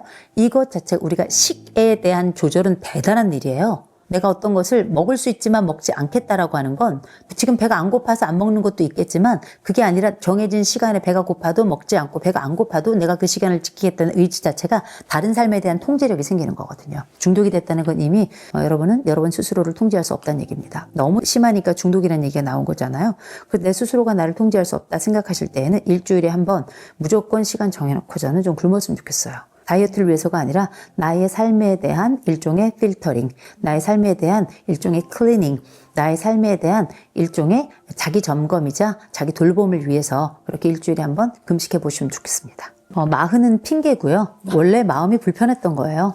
원래 마음은 늘 힘들었어요. 이게 같이 맞자로 시작되고 숫자가 딱 사자로 바뀌니까 이게 마치 인생의 죽을 사자 같이 느껴지는 거거든요. 마음이 힘들어진다는 얘기는 그만큼 역할이 많아지는 얘기도 해요. 마음이 힘들어진다는 얘기는 내 삶에서 내가 나를 다시 한번 지켜내고 나를 한번 지켜볼 시점이 됐다는 얘기기도 합니다. 체중이 늘면 다이어트 해야 되겠다. 체중이 늘면 콜레스테롤 올라가겠다. 이런 생각이 드는 것처럼 일종의 경각심이 느껴지죠. 내 마음이 힘들어진다면 그 이유가 선명하지 않다면 우리가 어떤 특정한 사건이 생겨나서 힘든 그 마음은 일시적으로 그 사건에 의해서 발생된 자극에 의한 반응이에요. 근데 그게 아니라 이상하게 계속 힘들어. 이상하게 계속 지치고 근데 그게 정말 마흔이 돼서 내 마음이 힘들 것까 생각해보면 나이가 원래 지칠 때도 된 거예요. 열심히 일해왔고요. 내가 가지고 있는 이 마음의 무게는 원래 그 정도 됐었는데 약간 체력이 더 떨어지면서 이런 마음 무게가 더 크게 느껴지는 거 아닌가 싶어요. 대신에 이런 마음의 무게가 계속 길게 느껴진다면 이건 우울감일 수 있어요. 우울감은 그냥 놔두면 우울증이 될 수 있습니다. 우울감과 관련해서는 나만의 좀 처방이 좀 필요해요. 처방 얘기를 하기 전에 마음이 이렇게 무겁게 느껴지나 그럼 몸이 무거워져서 그럴 수도 있어요. 몸이 무거워지면 이상하게 이 생활이 불편해지고 내 몸에 피로감이 더 많이 느껴지면 마음의 무게도 함께 늘어나는 거거든요. 마흔이 됐다는 얘기는 뭐냐면 나를 평가하는 눈이 많아졌어요. 위의 눈도 나를 내려다보고 아래 눈도 나를 쳐다보고 있고 내 자신의 눈도 나를 바라봐요. 너는 네 스스로 얼마나 이 사회 속에서 성취했니? 라고 나한테 지속적으로 질문을 하기 때문에 이런 음성도 나에 대한 평가자의 목소리고 감독자의 목소리고 그 시선도 당연한 거거든요. 그래서 이렇게 나를 바라보고 평가하는 시선 자체가 많아졌기 때문에 인생이 다소 피곤해진 건 맞습니다. 몸도 그렇고 정신도 그렇고 내 삶의 자리도 그렇고 우리가 해야 될 역할도 그렇고 이건 당연한 거예요. 여기까지 힘들고 느껴지고 마음이 무겁게 느껴질 때는 한번 돌아보셔야 돼요. 지금 이 목표가 내 목표가 맞나? 되게 중요해요. 내가 갑자기 이 목표가 맞나라고 얘기하면 어떻게 지금 내 이 목표가 안 맞으면 뭐 그만두라는 얘기야? 이런 얘기가 아니고요. 내가 지금 가지고 있는 이 일, 추구하고 있는 이 목표가 내가 지금 하고 있는 내 인생 여정하고 이 핀트가 맞나. 그래서 내가 헛다리를 짚고 있는 건 아닌가. 이런 게 있잖아요. 그런 핀트가 잘 맞는지를 한번 확인해 보는 거고 혹시 핀트가 안 맞춰진다면 이걸 핀트를 어떻게 맞추면 좋을까? 라고 해서 약간 그 방향을 조정해야 되는 시점이 왔다고 생각해 보셔도 될 것 같아요. 그래서 이걸 약간 조정했어. 그럼 괜찮아. 아주 나이스인 거죠. 또 한 가지는 우리가 이 시점이 왔을 때 이 사람들의 요구가 많아질 때가 있어요. 요구가 많아지면 나도 모르게 다 모든 일이 나에게 와 있어요. 그런 일이 많잖아요. 또 역할이 많고 위아래로 해결해야 될 일들이 많으니까. 그래서 뭐 해야 되냐면 이때는 자기 일에 대한 경계를 정하셔야 돼요. 그래서 제가 정말 자부하면서도 욕을 많이 먹고 있는 항목 중에 하나가 제 인생의 좌우명이에요. 제 인생의 좌우명이 제 카톡문에 뭐라고 나와 있냐면 힘든 일은 남에게 이렇게 써 있어요. 힘든 일은 남에게라는 게 많은 분들이 아니 어떻게 다른 사람을 돕는 직업을 가지고 있는 사람이 어떻게 그런 얘기를 할 수 있습니까? 좀 상처받았습니다. 이런 분들도 계시거든요. 저는 상처받게 그냥 놔둬요. 왜냐하면 저의 취지는 뭐였냐면 다른 사람 일까지 다 떠맡아서 하더라고요. 어느 순간 보니까 이건 아니다. 그래서 제가 아이들 크면서 딱 40대 중반에 제가 그 결정을 한 것 같아요. 이 힘든 일은 남에게라는 단어를 내 일이 아닌 건 그 사람에게 넘기고 할 수 있다면 내가 도움을 받을 수 있는 일은 최대한 도움을 받아서 다른 사람의 요청을 받아서 그 사람에게 또 공을 돌리고 내가 딱 해야 될 요건이 어디까지고 내 에너지 수준이 어디까지인지 알아가지고 거절하는 거예요. 그렇게 정리하는 거고 이게 되게 중요하더라고요. 40이 참 인생 정리하기가 좋은 나이인 것 같아요. 그때는 밀어낼 힘이 있거든요. 아직 우리에게도 선배가 있어서 무슨 이런저런 얘기 나오면 선배한테 물어볼 수 있고요. 아직 후배가 있어서 우리 후배한테도 약간 뭐 이런저런 얘기를 할 수도 있고 딱 그 나이 연령대에 내가 할 수 있는 일과 나의 역량에 대한 기본적인 준칙 가지고 내가 안 해도 되는 일은 눈 딱 감고 딱 미루고요. 거절할 수 있는 일은 좀 거절하고요. 그래도 되는 나이거든요. 거절하고 그다음에 내가 꼭 갖고 싶은 거 갖고 싶다고 얘기하고요. 이렇게 해가지고 저는 옛날에 제가 갖고 싶으니까 어떻게 그냥 주고 해달라니까 어떻게 해주고 그랬거든요. 그러다가 이짝 나는 거예요. 그냥 너덜너덜해집니다 인생이. 근데 그때 제가 딱 45에 힘든 일은 남에게 딱 어쩜 이렇게 꿀 같은 구절이 내 머릿속에 생각이 났는지 딱 결정을 하고 난 다음에 전 자유를 얻었어요. 자유를 얻어가지고 저도 하기 싫은 일 많이 해요. 아니 우리가 직장 다니면서 어떻게 하기 싫은 일 해요. 저도 학교에도 있고 뭐 다른 뭐 이런저런 일들이 많으니까 만나기 싫은 내담자도 있어요. 너무 만나고 싶은 내담자도 있고 그러나 싫어도 그 사람이 내 사람이고요. 좋아도 그 사람이 내 사람이니까 그 일을 하지만 그럼에도 불구하고 내가 그전에는 모든 일을 다 했다면 내 일이 아닌 게 어떤 것인지 이제 채로 그리고 키로 이게 키즈를 좀 하게 되더라고요. 이건 손절의 문제가 아니에요. 일의 문제예요. 저는 손절 잘 안 하는 사람이에요. 어차피 안 만나는 사람 안 만나는데 뭐 손절이고 뭐라고 할 게 뭐가 있어요. 근데 일은 그렇잖아요. 아, 내가 내 주제를 알아야 되겠다. 내 주제꼴을 좀 알아야 되겠다. 할 수 없는 걸 못한다 말해야 되겠다. 부끄럽지만. 제가 좋아하는 일본 드라마가 있어요. 부끄럽지만 도망가는 건 도움이 된다. 그게 너무 좋더라고요. 저는 그 드라마가 내용은 그냥 그래요. 근데 제목이 너무 마음에 들더라고요. 진짜 맞는 얘기잖아요. 부끄럽지만 도망가는 것은 도움이 된다. 이게 너무 마음에 들더라고요. 부끄럽죠. 그러나 때로 도망가는 게 도움이 됩니다. 근데 우리가 이건 도망가는 게 아니라 나에게 부탁한 거를 또 내 일이라고 던져줬지만 사실은 내 일이 아니거나 내가 할 필요가 없는 것들에 대해서 이렇게 정리를 하는 거예요. 그래서 나의 에너지 수준과 나의 능력을 알고 이렇게 정리를 하면 한결 수월해지면서 마음도 수월해져요. 그래서 저는 40에 인생 정리를 좀 했으면 좋겠다. 그러면 인생 정리하면 머리가 골재 아파지잖아요. 또 그려? 인생 곡선을 막 그려가지고 그래. 너는 20대 해가지고 나 40대 뭐래? 그렇게 할 필요 없고. 제가 늘 하는 겁니다. 40대에 인생 정리를 잘하고 싶으면 제일 먼저 책상 정리부터 하면 돼요. 내 책상, 우리가 요새 필통은 안 쓰니까 내 사무실의 책상이나 아니면 집의 책상, 딱지 책상, 서랍 요것만 정리를 해도요. 내가 마치 인생의 일부가 정리가 되는 느낌이에요. 응답하라 1988에 보니까 덕선이가 자지마 독서실에 가가지고 청소를 쫙 해요. 그 다음에 자더라고요. 근데 그게 덕선이에요. 어쨌든 독서실 갔고 정리했고 내가 독서실 안 간 것도 아니고 인생의 공부를 한 거죠. 잠이라고 하는. 그것도 괜찮다고 생각하거든요. 너무 대단한 정리를 한꺼번에 할 건 아니지만 이런 소소한 인생 정리를 할 줄 아는 사람들은 내 인생에도 정리를 할 수 있다고 저는 생각해요. 책상 정리하는 사람은 인생 정리할 수 있다. 옷 정리하는 사람은 인생도 정리할 수 있다. 그리고 이런 정리하는데 40이 제일 좋은 이유는 뭐냐면 이 40이 된다는 건 더 이상 20대의 옷을 입을 수 없다는 얘기다. 40이 된다는 얘기는 우리가 알고 있는 몸도 다른 몸이 된다는 걸 알고 있다는 얘기다. 우리가 알고 있는 이 사람에 대한 것도 이 돈에 대한 것도 전반적으로 이렇게 어느 정도는 아우르고 거기에 대한 눈을 가지고 있고 평가를 받기도 하지만 평가도 하는 이런 아주 다채로운 역할을 하고 있는 이때이기 때문에 인생 정리하기 가장 좋다라고 말씀드리고 싶어요. 이 세대가 가지고 있는 이 능력주의라고 하는 건 보통 문제가 아니에요. 능력이 있으면 예를 들어서 우리 반에 수학을 잘하는 남자애가 있잖아요. 다 형이라고 불러요. 걔를. 왜냐? 능력 있으면 얘는 그냥 인정하는 거예요. 그래서 40세대들부터 뭘 이야기하냐면 실제 이 사람이 성별이 이상해도 그리고 아주 때로는 다소 폭력적인 부분이 있어도 그냥 이 사람이 능력이 있잖아요. 그냥 인정해버려요. 그래서 재벌에 대해서 40대부터는 재벌에 대해서 부정적이질 않아요. 50대 이상부터는 재벌하면 옥스퍼드 사전에 친족들 간에 거래해가지고 족벌체제 이렇게 쭉 나오는데 그거 찾아보지도 않아. 능력이 있으니까 어쨌든 거기까지 간 거 아니야? 이게 능력주의가 가지고 온 가장 핵심적인 단어라고 보시면 될 것 같아요. 제일 먼저 험하게 싸우면 안 돼요. 되게 중요해요. 마흔이 되면 역할이 많아져서 이런저런 해결해야 될 일이 많거든요. 그렇다면 스트레스도 굉장히 많이 쌓이고 우리가 인생을 살아가면서 직장을 갖거나 가정을 갖거나 내 인생을 살아가는 동안에 사람이라고 하는 게 늘 누군가 일을 해결해 주는 게 아니라 내가 해결자로 나서야 되는 순간들이 많이 와요.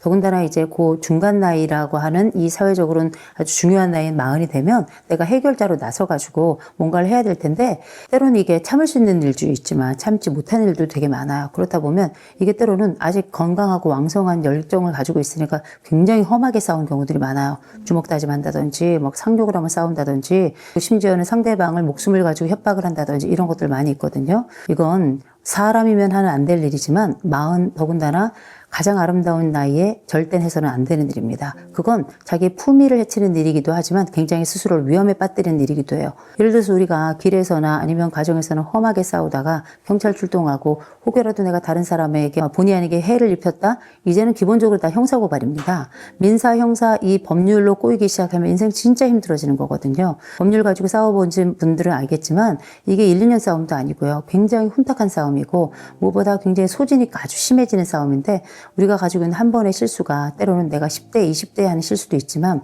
이제는 40대에 도달했잖아요. 그런 얘기는 이제 사회적으로도 우리가 했던 이 참지 못하는 부분에 대해서는 우리를 인정해주거나 이해해주지 않아요. 오히려 손가락질하죠. 나이를 처먹을 만큼 처먹은 놈이 나이를 먹을 만큼 먹은 놈이 어떻게 저 정도도 못 참아서 저 따위 상황까지 가냐 이렇게 이야기를 해요. 그리고 이제 우리는 누군가를 또 책임져야 될 나이입니다. 이 책임을 진다는 건 나도 자신을 책임지지만 타인을 또 책임지고 이 사회를 또 책임져야 되는 부분에 있어서는 어른의 무게, 어른의 역할 대가를 우리가 상당 부분 치러야 돼요. 그걸 무조건 나쁘게 볼 게 아닌 게 우리가 그것도 이익도 혜택도 얻습니다. 이 험한 싸움에 휘말리잖아요. 그때부터는 우리는 사람 아닌 사람이 돼요. 헐크같이 돼버리잖아요. 이성을 잃어버리게 되고 나 아닌 사람처럼 싸우고 나 아닌 사람같이 행동하고 말하고 패고 이런 과정에 들어가게 되면 진짜 사람답지 않은 사람처럼 대접을 받게 됩니다. 그리고 때로는 이런 평판들이 돌이킬 수 없는 상황으로까지 갈 수 있어요. 마흔이 됐다? 이젠 험한 싸움을 해서는 안 된다. 그리고 이런 험한 싸움은 생각도 하지 말아라. 다만 제가 우려가 되는 게 뭐냐면 요즘 40대들이 게임 진짜 많이 하는데 공격 게임들을 되게 많이 하더라고요. 한때 왜 서든어택 이런 것들 굉장히 유행했었는데 칼총 쏘고 막 이런 것들이 있었는데 그런 거 한참 하던 사람들 중에 범죄율 굉장히 많이 올랐거든요. 우리가 무엇을 하느냐, 무엇을 보느냐, 무엇을 듣느냐에 따라서 우리는 그 사람이 되어가는 겁니다. 40대에 지금 뭐 굉장히 드라마틱한 게임들 많이 하는 분들 계신데 그런 분들 그런 게임들 좀 줄이시고요. 내가 공격성이 굉장히 활발해지고 때로는 다른 사람에 대한 공격을 할 수 있는 사람에 대해 생각할수록 이런 싸움에 휩쓸리지 않도록 조심하셔야 되고 싸움에 휩쓸렸다 하더라도 굉장히 몸을 사리고 조심해야 될 때가 40대입니다. 까딱하면 나머지 인생이 날아갈 수 있기 때문에 결코 험악한 싸움엔 끼어들지도 말고 시작하지도 말고 들어갔다 하더라도 그냥 내가 지고 말아라 라고 말씀드리고 싶어요. 두 번째로는 급격하게 절망하지 말아야 돼요. 요 40대가 어떤 세대냐면 한참 성장하면서 10대 때 청소년 자살률이 세계 1위를 찍은 요 연령대가 요 40대입니다. 그 연령대에 굉장히 많은 사건 사고들이 많은데 이상할 정도로 이제 M세대부터 시작해가지고 자기 생명을 너무 소홀하게 생각하는 사람들이 많아졌는데 그 기준들 중에 하나가 뭐냐면 시작점이 뭐냐면 절망이에요. 어떤 일이 안 되면 이 모든 것이 다 끝났다고 믿어요. 어떤 일을 하다가 거절을 당하면 존재가 거절을 당했다고 느끼고요. 그러면서 분노가 커지고 모욕감도 굉장히 크게 느낍니다. 감정에 대한 조절 자체가 안 되는 게 내 자신의 삶이 공격당했다고 느끼기 때문이거든요. 삶이 공격당한 게 아니에요. 그냥 이 건이 그냥 거절당한 거예요. 그냥 상대방이 잠시 화가 났던 것 뿐이에요. 그리고 그 사람이 화를 내고 나랑 어떤 위기 상황에 맞닥뜨려가지고 그 사람이 나에게 했던 일이 나에게 총칼을 들이는 일이 아닙니다. 이거는 그냥 사건이었어요. 사건. 그러니까 이제 에피소드입니다. 그냥 잠시 어쩌다 한번 일어난 일인 거예요. 그런 걸 마치 인생에 대단한 엄청난 일이 일어났다고 생각하지 마세요. 왜냐하면 이게 내 인생의 치명타라고 생각하는 순간 우리가 절망하거든요. 근데 우리가 태생적으로 그 성장 과정에 또 청년기를 지내면서 굉장히 사회적으로 어려운 일을 많이 겪었어요. 그러면서 다른 세대들보다 훨씬 더 빠르게 꺾입니다. 빠르게 절망해요. 그러나 기억하셔야 돼요. 우리가 빠르게 꺾이는 세대구나. 요 나이대 성장 배경을 가진 사람들이 원래 빠르게 그렇게 절망하는 세대구나. 그걸 알고 있어야 돼요. 그럼 어떻게? 이게 영원한 절망이 아니라 우리가 가지고 있는 세대가 겪는 아주 일반적인 이야기일 수도 있고 지나가는 사건이라는 걸 우리가 잊어서는 안 돼요. 일어났던 경험, 또 좌절했던 경험들이 있는데 이번 경험이 지금 현재의 절대값이 굉장히 크고 깊다 하더라도 다른 사람에게 꼭 물어봐야 됩니다. 이 경험이 나중에 어떻게 될 것 같은지, 또 이런 경험을 했던 사람들은 어떻게 일어났었는지, 이런 것들을 바깥에서 자원을 가져다가 내 삶을 일으킬 준비를 하셔야지 급격한 절망으로 급격한 선택을 하는 건 굉장히 위험하다라고 말씀을 드려요. 왜냐하면 이 속도가 너무 빨라요. 절망의 속도가 빠르고 절망 다음에 또 다른 선택을 하는 속도가 너무 빨라서 제가 이런 말씀 드리는 겁니다. 무슨 일이 있어도 죽지 마세요. 너무 중요한 거예요. 요즘 우리가 인생을 살아간다는 게 녹록치는 않아요. 그리고 우리가 인생을 살아가면서 정말 극단적인 선택을 하고 싶은 순간들이 있습니다. 뭐 사람이라는 게 다 그렇잖아요. 이 순간 끝나고 나면 다 평화로워지겠지? 그렇게 생각하면 안 되는 것이 우리는 정말 위태로운 순간들이 꽤 있었어요. 그런데 그 순간에 참 이상합니다. 때로는 시간이 도와요. 때로는 누군가 도와요. 때로는 시스템이 도와요. 그래서 이 시간이 지나가면 이 고통이 반드시 내가 생각하는 끝에 그 순간 끝에 마지막 극단적 선택을 통해서만 끝나는 게 아니에요. 굉장히 이상할 정도로 나중에 시간이 지나가면서 풀어집니다. 그때의 마음도, 그때의 그 행동도, 그때의 그 수치도, 그때의 그 죄책도 시간 지나가면서 다 인간이 흐려져요. 그건 신의 선물이에요. 신은 인간에게 생명만 선물한 게 아니고요. 망각도 선물했습니다. 그래서 이 생명과 이 망각이 함께 만나면서 우리는 때로는 잊혀짐의 기쁨도 또 우리의 마음의 편안함도 그렇게 얻는 거예요. 너무 힘들고 어렵잖아요. 제일 먼저 자야 돼요. 자서 내가 가지고 있는 이 고통의 얼개 속에서 나를 조금은 편안하게 해줄 필요가 있어요. 그러나 두 번째는 뭐라 했냐면 일어나서 밥 먹어요. 밥 먹어야 돼요. 사람이 힘들고 어렵고 절망 상태에 빠지면 밥 안 먹거든요. 또 내가 40대 아직 건강하고 왕성하니까 또 입맛이 없으니까 안 먹는데, 사람은 밥 안 먹으면 더 우울해지고요. 안 먹으면 일도 더 안 풀려요. 안 먹잖아요? 훨씬 더 정서적으로 불안정해집니다. 딱 밥 먹고 벨트 딱 매고서 어떻게 이 문제를 해결해야 될지에 대해서 50대 찾아가세요. 50대에 그 유사한 경험을 가지고 있는 나와 비슷한 현장에 있었던 사람들 분명히 있어요. 내가 죽지 않고도 마지막까지 어떤 방법을 찾아봐야 되잖아요. 그 방법들을 찾아보잖아요. 찾아가는 과정 자체가 나를 살리는 길이고요. 또 그 과정에서 만난 사람들이 우리들에게 해주는 그 꿀과 같은, 그들의 눈물 없이는 들을 수 없었던, 그들도 눈물로 다시 일어났던 바로 그 사건들과 그 장면들과 그 조언들을 통해서 나도 일어날 수 있어요. 가장 어려운 문제 중에 하나가 정서 문제도 있고 돈 문제도 있고요. 또 관계 문제도 있고요. 이 세상의 모든 것들이 다 문제일 수 있어요. 근데 한 번 죽겠다고 시작하면 그 다음번에도 똑같은 방법을 선택하게 됩니다. 사람은 이게 가장 어리석은 방법인 줄 알면서도 가장 먼저 선택하게 되거든요. 저는 그거 정말 바보 같은 일이라고 생각해요. 왜냐면 나도 알아요. 이게 어리석은 선택이라는 걸. 그런데 어리석은 선택을 할 수도 있어요. 사람이. 원래 인간이 어리석잖아요. 그러나 다른 방법도 선택해보고 그 어리석은 방법을 선택하자라고 말씀드리는 거예요. 근데 다른 방법을 이미 여러 가지 선택해보잖아요. 반드시 길이 있어요. 반드시 돕는 자가 나옵니다. 정서적으로 돕거나 실질적으로 돕거나, 또 큰 도움이 안 되더라도 작은 도움을 또 주는 사람들이 있어요. 이 과정을 거치면서 때로는 시스템이 돕잖아요. 여러 상담 센터도 있고 무료로 상담받을 때도 많고, 이런 내가 어떤 신용불량이나 파산의 위기에 있을 때라도 나의 그런 상황들에 대해서 사회가 여러 그 회복 과정을 돕는 이런 체제들이 있잖아요. 그러니 살아야 된다. 내가 지금 이런 안타까운 선택을 하잖아요. 내 가족도 반드시 영향을 받습니다. 그 배우자가, 혹은 그 자녀들이, 혹은 그 부모가. 우리가 알고 있는 것처럼 그 수많은 연예인들이 떠나갈 때 그 가족들이 정말 안타까운 연속된 불행을 겪는 경우들이 많이 있는데, 그게 남 얘기라고 볼 수 없어요. 내 가족을 살리기 위해서라도 나는 살아야 된다. 40이라는 이 연령대에 가장 아름답게 피우고 더 크게 꽃피워야 될 때, 어쩔 때에는 나라까지 떨어지는 순간이 있는데 그 지옥에 가서라도 나는 살아와야 된다는 걸 꼭 기억했으면 좋겠습니다. 그리고 할 수 있어요. 혼자 결정하고 혼자 생각하지 말고 반드시 다른 사람의 얘기 듣고 다른 사람과 함께 심정적 연대해 가면서 움직여야 됩니다. 그거 되게 중요해요. 우리가 알고 있는 수많은 사람들 중에 내가 만날 수 있는 사람도 있고 내가 못 만나는 사람도 있고 나를 거절하는 사람도 있을 거예요. 내가 최악의 순간인데. 근데 기억해야 돼요. 그 사람이 나를 받아줄 이유는 없어요. 그 사람이 나를 무조건 내가 아무리 급한 상황이라도 그 사람이 나의 요청을 다 받아줘야 된다는 그런 의무가 있습니까? 그렇지 않아요. 그냥 거절이 당연한 거예요. 그냥 도와주면 땡큐인 거고요. 그러나 문을 계속 두드려 보자는 거죠. 내가 알고 있는 사람이 몇몇에만 있는 건 아니잖아요. 의외의 또 다른 사람이 나에게 천사처럼 나타나고, 의외의 또 다른 손길들이 나에게 찾아오고, 의외의 또 다른 목소리가 나에게 용기를 주면서 나를 일으킬 수 있는 거예요. 그러니 절망하지 말고, 누군가는 영화 제목에 나오는 것처럼 101번째 프로포즈도 해요. 어쩌면 우리가 살아가면서 적어도 30번, 60번, 100번 그 이상의 노력을 해가면서 또 한 번에 내 가족과 또 내가 사랑하는 모든 사람들과 함께 이 질곡을 이겨나가기 위해서 한번 다시금 일어나는 힘을 가졌으면 좋겠다. 거기는 말씀드립니다. 사공들이 생각하고 있는 능력 있는 사람들의 핵심은 주특기로 하나 정도는 아주 명확하게 가지고 있는 사람. 이 사람은 인간성이야. 아, 이 사람은 아주 유능해. 아, 이 사람은 관계를 잘 맺어. 이 사람은 아주 재밌어. 한 가지 주특기만 가지고 있어도 이 세대는 다른 사람들을 인정합니다. 나라는 사람은 어떤 특기를 가지고 있나 생각해보면 가진 게 없는 경우들이 태반이에요. 빈손이라고 생각하는데 그렇지 않아요. 왜냐하면 우리가 지금 40대까지 왔다는 건 뭔가를 했기 때문에 온 거예요. 아무것도 안 한 자는 여기까지 올 수 없는 겁니다. 그럼 나는 뭘 했나 생각해보면 나름 성실했어요. 또 나름 또 함께 어울리려고 애를 썼고요.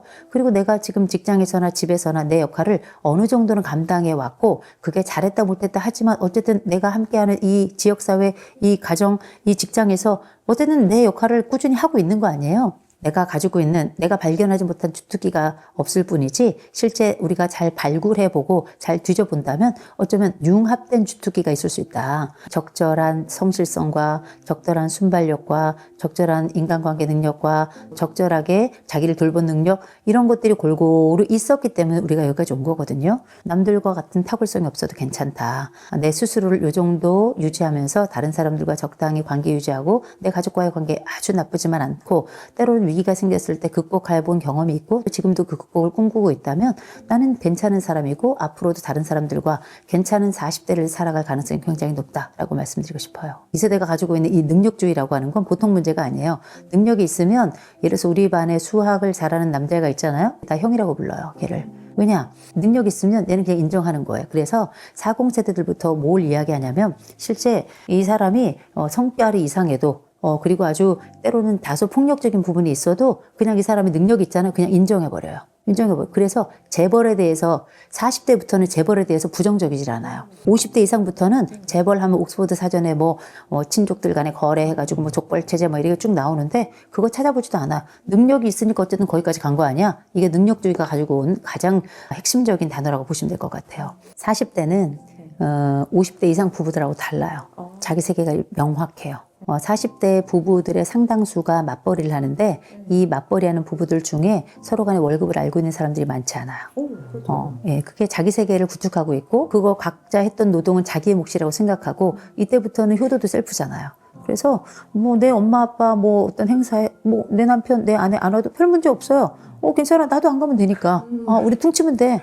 근데 그게 위쪽에서 볼 땐 사이가 안 좋은 거 아니야? 윗세대는 이렇게 볼 수 있는데 그게 아니에요. 이게 이들의 문화예요. 그리고 어떻게 이게 1대1 일명 우리가 알고 있는 MG의 공정 문화거든요. 부부 사이에서도 어떻게 보면 냉정해 보일 수도 있어요. 그래가지고 왜 결혼 신고도 되게 늦게 하잖아요. 살아보고서 내가 후회하지 않도록 너랑 한 3년 살아보고 그때까지 괜찮으면 그때 혼인신고 하리라. 심지어 아이 낳고도 혼인신고 나중에 하는 사람들도 있어요. 그 얘기가 내인지 어떻게 하냐고. 완전히 깜짝 놀랄 일인데 근데 그거를 무조건 냉정하다고 얘기할 수는 없을 것 같아요. 왜냐하면 실패하고 싶지 않은 세대라서 그래요. 이 실패에 대한 두려움이 굉장히 큰 세대거든요. 이 결혼이 어쩌면 내 배우자와 함께 살아가면서 짧은 결혼이 될 수도 있다는 걸 이 사람들은 다 알아요. 우리 처음에 좀 결혼할 때 누가 얼마 재산, 집 구하고 이런 거 있잖아요. 요 40대부터는 남자는 집, 여자는 혼수 이거 아니고요. 반반 내기 시작한 세대예요. 그래가지고 헤어질 때도 되게 쉬워요. 반반하면 되니까. 오르면 같이 오르고 떨어지면 같이 떨어지는 거 아니에요? 그래서 이 세대가 가지고 있는 이 부부간의 독특성도 우리가 윗세대하고는 많이 구분을 해야 된다라는 게 제 생각이에요. 그럼 부부가 어떻게 하면 잘 지낼 것인가? 일단은 사생활 되게 많이 존중해 줘야 돼요. 제가 진짜 놀랬던 것 중에 하나, 40대 부부들은 이벤트 많이 해야 돼요. 우리가 최수종 이후로 모든 남편은 다 이벤트를 해야 되잖아요. 최수종 씨는 이제 나이가 들었어요. 근데 그때 이후로 이벤트가 훨씬 더 구체적이고 다양해졌고 그리고 횟수도 잦아졌어요. 우리가 연인들이 살아갈 때 해봐야 발렌타인데이, 화이트데이 이런 거였는데 365일이 데이예요. 데이 바이 데이. 응? 맨날 데이야. 그런데 그거 안 채워주잖아요. 그거 신경 안 쓰잖아요. 이게 이혼 사유까지 가요. 아시다시피 요새는 연애를 해도 100일 기념, 200일 기념, 1000일 기념. 뭔 놈의 기념이 그렇게 많아. 그렇죠? 근데 결혼에서도 마찬가지예요. 결혼에서도 결혼기념일은 당연히 챙기는 거고 뭔 놈의 기념이 많더라고요. 그리고 옛날에 연애할 때 했던 기념일도 다 챙겨야 돼요. 그게 다 이벤트잖아요. 제가 상담할 때도 이벤트를 안 해줘서 이혼하겠다고 온 부부들도 생각보다 굉장히 많아요. 내 생일 안 챙겨줬어. 우리 엄마 생일 안 챙겨줬어. 이런 거. 나는 너 엄마 생일 챙겨줬는데 너는 왜 내 엄마 생일 안 챙겨주니? 나는 내가 니네 엄마 이벤트 할 때 이렇게 해줘까지 했는데 너는 왜 내 엄마 이벤트 할 때 이렇게밖에 안 하니? 공정의 대결이 사실은 이런 어떤 사랑에 대한 대결로 해서 서로 간의 이벤트를 챙기는 게 굉장히 중요해요. 적금은 못해도 이벤트는 해야 되는 거니까. 그죠? 그 바닥에 장미 죽고 쫙 깔고서 그놈의 초는 왜 이렇게 켜? 서로 간에 이것도 하고 저것도 하고 와인도 마시고. 그래서 우리가 알고 있는 드라마 속에 있는 걸 다 하는데 옛날에 도시아이들이란 그 가수 둘이 오호 그대와 나는 소설 속의 여인이 아니요 현실의 연인이요 이런 노래를 불렀어요. 이들은 소설처럼 살더라고요. 그래가지고 이벤트도 원하고 SNS 이럴 때도 짜잔하고 자기에게 어떤 선물이 왔다, 어떤 이벤트가 있었다는 걸 보여줄 만한 거리를 줘야 되더라고요. 그래서 내 배우자가 나를 빛나게 해주는 사람이어야 돼요. 그 개념이 굉장히 중요하더라고요. 사실 윗세대가 볼 때는 저게 왜 인생의 낭비냐 할 텐데 저는 그게 나쁘게 보지 않습니다. 왜냐하면 사랑은 낭비거든요. 사랑은 원래 사치예요. 그래서 내가 너를 사랑한다는 걸 끊임없이 확인받고 싶고 끊임없이 확인해주고 싶은 거거든요. 이들은 식지 않는 사랑을 하고 있는 중이다. 저는 이런 말씀을 드리고 싶고 그런 차원에서 40대 부부들은 이벤트 열심히 해라. 그래서 이벤트 때문에 적금 든다는 분들도 계시더라고요. 어때요? 우리가 행복하기 위해서 남들은 이혼할 때 소송 비용도 쓰는데 이벤트를 위해서 적금 드는 게 뭐가 이상해요? 전 이상하지 않다고 생각합니다. 다만 우리가 공동의 어떤 목표가 있을 때도 보면 부부가 가장 잘 사는 부부들의 아주 중요한 속성 중에 하나가 뭐가 있냐면 속도예요. 어떤 부탁을 했어. 아내가 자기야 나 여기 있는 음식물 쓰레기 좀 버려줘. 그랬더니 남편이 알았어. 안 버려. 그러면 아내는 빨리빨리 버려야 돼. 남편은 어떻게 내일 버려도 돼. 이게 바로 부부가 가지고 있는 속도예요. 인생의 속도가 빠른 사람이 있고 인생의 속도가 느린 사람이 있어요. 인생의 속도가 빠른 사람과 느린 사람 중에 누가 더 빨리 죽냐? 빠른 사람이 더 빨리 죽어요. 속이 터져가지고. 근데 이런 얘기를 제가 말씀드리는 건 뭐냐면 이 40대 부부들은 아직 부부 간에 보면 결혼이 워낙에 늦어져서 만혼이라서 실질적으로 부부가 이런 서로의 속도를 잘 감지 못하는 경우들이 되게 많더라고요. 근데 싸움의 끝에 이혼하기 전에 발견하는 게 부부의 속도예요. 50대, 60대, 70대 부부가 되면 서로 등을 긁어줄 수 있는 이유는 그때 가도 여전히 싸우는 게 속도긴 하지만 그래도 속도를 알아요. 그래서 맞춰주려고 해요. 근데 40대까지는 아직 젊어서 서로 간에 이 속도가 중요하다는 걸 잘 모르더라고요. 내 배우자의 속도를 알아채는 게 되게 중요해요. 내 배우자가 성질이 조금 급하잖아요? 그럼 내가 생각하는 것보다 조금 빨리 움직여줘야 돼요. 그리고 얘기해야 돼.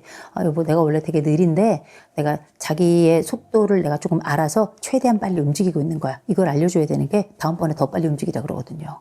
내가 이게 최선이라는 걸 알리는 것까지 해서 속도에 대한 완급을 조절하는 거. 이게 사실 맞추어가는 과정인데 이게 지금 40대에는 잘 되지 않아서 부부싸움으로 가는 경우도 되게 많아요. 이 속도에 대한 조절만 안다면 제가 볼 때는 이게 인생의 이벤트보다 훨씬 더 일상을 굉장히 평화롭게 지내게 만드는 방법일 거라고 봐요. 이제 마흔이 지나서 존중을 못 받는다 이런 사람들은 어떤 행동을 하는 걸까요? 어떤 특징 같은 게 있을까요? 그것도 종류별로 좀 나누어 봐야 돼요. 마흔이 넘어가는데도 존중을 못 받는 사람은 두 종류가 있어요. 진짜 존중받을 못할 행동을 해서 존중을 못 받는 사람이 있고요. 열심히 노력을 하는데도 불구하고 이거저거 다 해내면서도 존중을 못 받는 경우들이 있어요. 크게는 이렇게 두 가지로 나눈다고 본다면 제일 먼저는 존중받지 못할 행동을 하는 사람들이 있죠. 경박한 사람들. 다른 사람들에게 기꺼이 피해를 입히는 사람들, 그리고 스스로를 존중하지 않는 사람들. 이 세 사람들의 부류가 나이 먹어서 40 넘도록 존중을 못하는 사람들의 가장 핵심이라고 볼 수 있어요.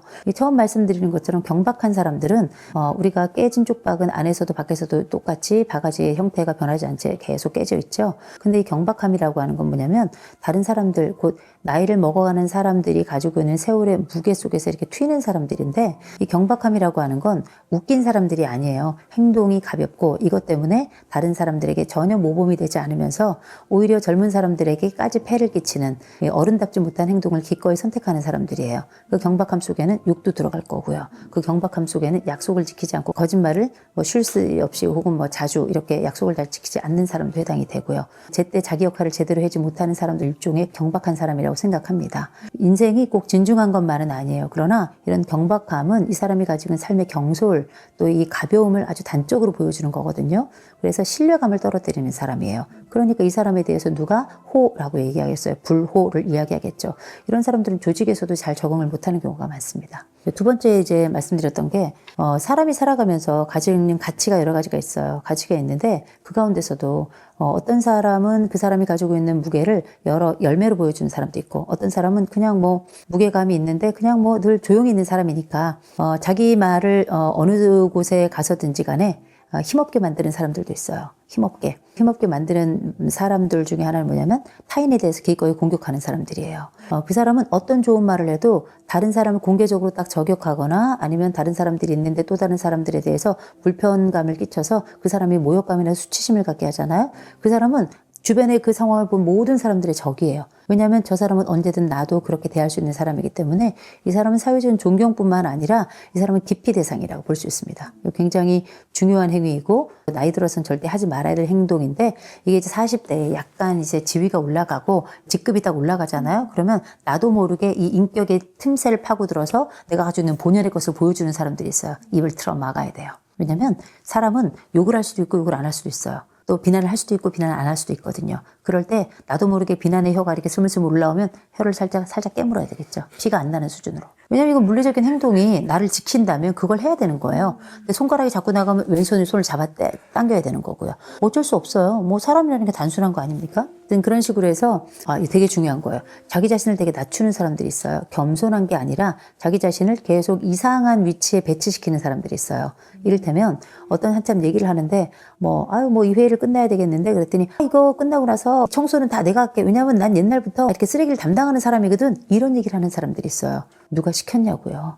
스스로 알아서 셀프로 자기 스스로에게 펀치를 날리는 사람이에요. 근데 저는 이런 사람 안타까워요. 왜냐하면 이런 사람들은 주로 철없고 착한 사람이거든요. 근데 철없고 착한 사람들은 실질적으로 다른 사람들에게는 존경도 못 받고 철없다는 얘기도 듣고 심지어는 굉장히 가벼운 사람으로 여겨져서 사람들이 다들 이렇게 하찮게 여겨요. 그런 사람들은 되게 안타깝지만 착하고 장점이 많음에도 불구하고 스스로를 깎아내리면서 다른 사람들에게도 더 깎임을 받는 사람이라고 볼 수 있겠죠. 사람은 자기를 존중해야 다른 사람도 나를 존중해요. 헬리나 우엔이 이런 얘기를 했어요. 내 집의 주인은 나래요. 내가 형편없고 바보 같아도 내 집의 주인이 나니까 내가 나를 환대해야 된대요. 나를 예쁘게 보고 나를 사랑해주고 나를 귀하게 여겨줘야 다른 사람도 나를 그렇게 대한다는 거죠. 옷을 멋지게 입은 사람에게는 다른 사람 함부로 하지 못해요. 말을 곱게 하는 사람에게는 다른 사람도 말을 곱게 해요. 근데 기꺼이 자기를 위해서 아끼고 그런 자기 관리를 하는 사람은 다른 사람도 함부로 못 하거든요. 자기를 아끼는 말을 하는 사람은 다른 사람도 그 사람을 아끼는 말을 하게 돼 있어요. 자기 말의 기준이 다른 사람들이 나를 평가할 때 기준이 된다는 것도 꼭 기억해야 될 겁니다. 자기 스스로의 이런 행동과 태도와 말 때문에 다른 사람들이 굉장히 가볍게 보고 쉽게 보는 사람이 있는 반면에 또 다른 부류 중에는 애 쓰고도 존중을 못 받는 사람이 있어요. 애를 하나도 안 쓰고 그냥 그렇게 존중을 못 받는 건 납득이나 돼요. 그냥 자기가 자기 발등 찍는 경우도 있고 그러니까 공은 공대로 드리고 애는 애대로 쓰고서도 나중에 가서는 결국 존중을 못 받는 사람이 있어요. 그 중에 이제 한 사람은 어떤 사람이냐면 일단 제일 먼저는 자기 복을 없는 사람들이 있어요. 자기 공을 뒤집어 엎는 사람. 일 다 해놓고서 맨 마지막에 다른 사람에게 너는 왜 나를 돕지 않아? 욕해가지고 그 복을 다 쏟는 사람들이 있어요. 이런 사람들은 서류 작업 다 해놓고 밤새도록 일 다 해놓고 난 다음에 다른 사람이 나를 도와주지 않았다는 걸로 욕 한 마디 해가지고 다른 사람들이 그럴 것 같으면 일을 하지 말든가 이런 얘기를 듣는 사람이죠. 이런 사람들 생각보다 되게 많아요. 마지막까지 조금 온 일을 다 했으면 마지막까지 조금 견뎠으면 그 옆에 누군가 알아주는 사람이 우리 김대리가 밤새도록 일을 해서 우리 회사에 이 김대리였으면 어떻게 돌아가냐? 이 공은 다 김대리 덕이야. 이렇게 해주는 사람이 분명히 나오거든요. 근데 고세를 못 참아가지고 입이 방정이라 이렇게 자기 복을 폭 뒤집어 엎는 사람들이 있어요. 이런 경우는 약간 인내력이 부족해서 그런 거거든요. 누군가 나를 알아주고자 할 때에는 나에게 가장 필요한 거는 내 혀가 아니라 이 닫고 있는 입이라는 거, 조금 기다려주는 그 마음, 인내력이라는 거 꼭 기억하셨으면 좋겠고, 또 한 가지는 공을 다 세우고도 이제 인정을 받지 못하는 사람 중에는 실제 능력이 부족한 사람이에요. 밤새 일하고 서류도 다 작성했어요. 근데 오탈자가 많고 전체적으로 뭔가가 구멍이 많아. 그런 것들이 온전치 못한 새로 어떤 결과가 나오면 누군가가 이걸 다 뒤집어 엎거나 많은 것들을 고쳐야 될 경우에는 이 사람의 노력이 애를 썼음에도 불구하고 빛나지 않거나 오히려 인정을 못 받는, 그의 결과가 오히려 그의 허술함을 보여주는 이런 결과가 있을 때가 있어요. 이런 경우도 사실 별거 아니죠. 이런 때도 역시 이 사람은 애를 많이 썼지만 인정을 받지 못하는 사람이라고 볼 수 있겠죠.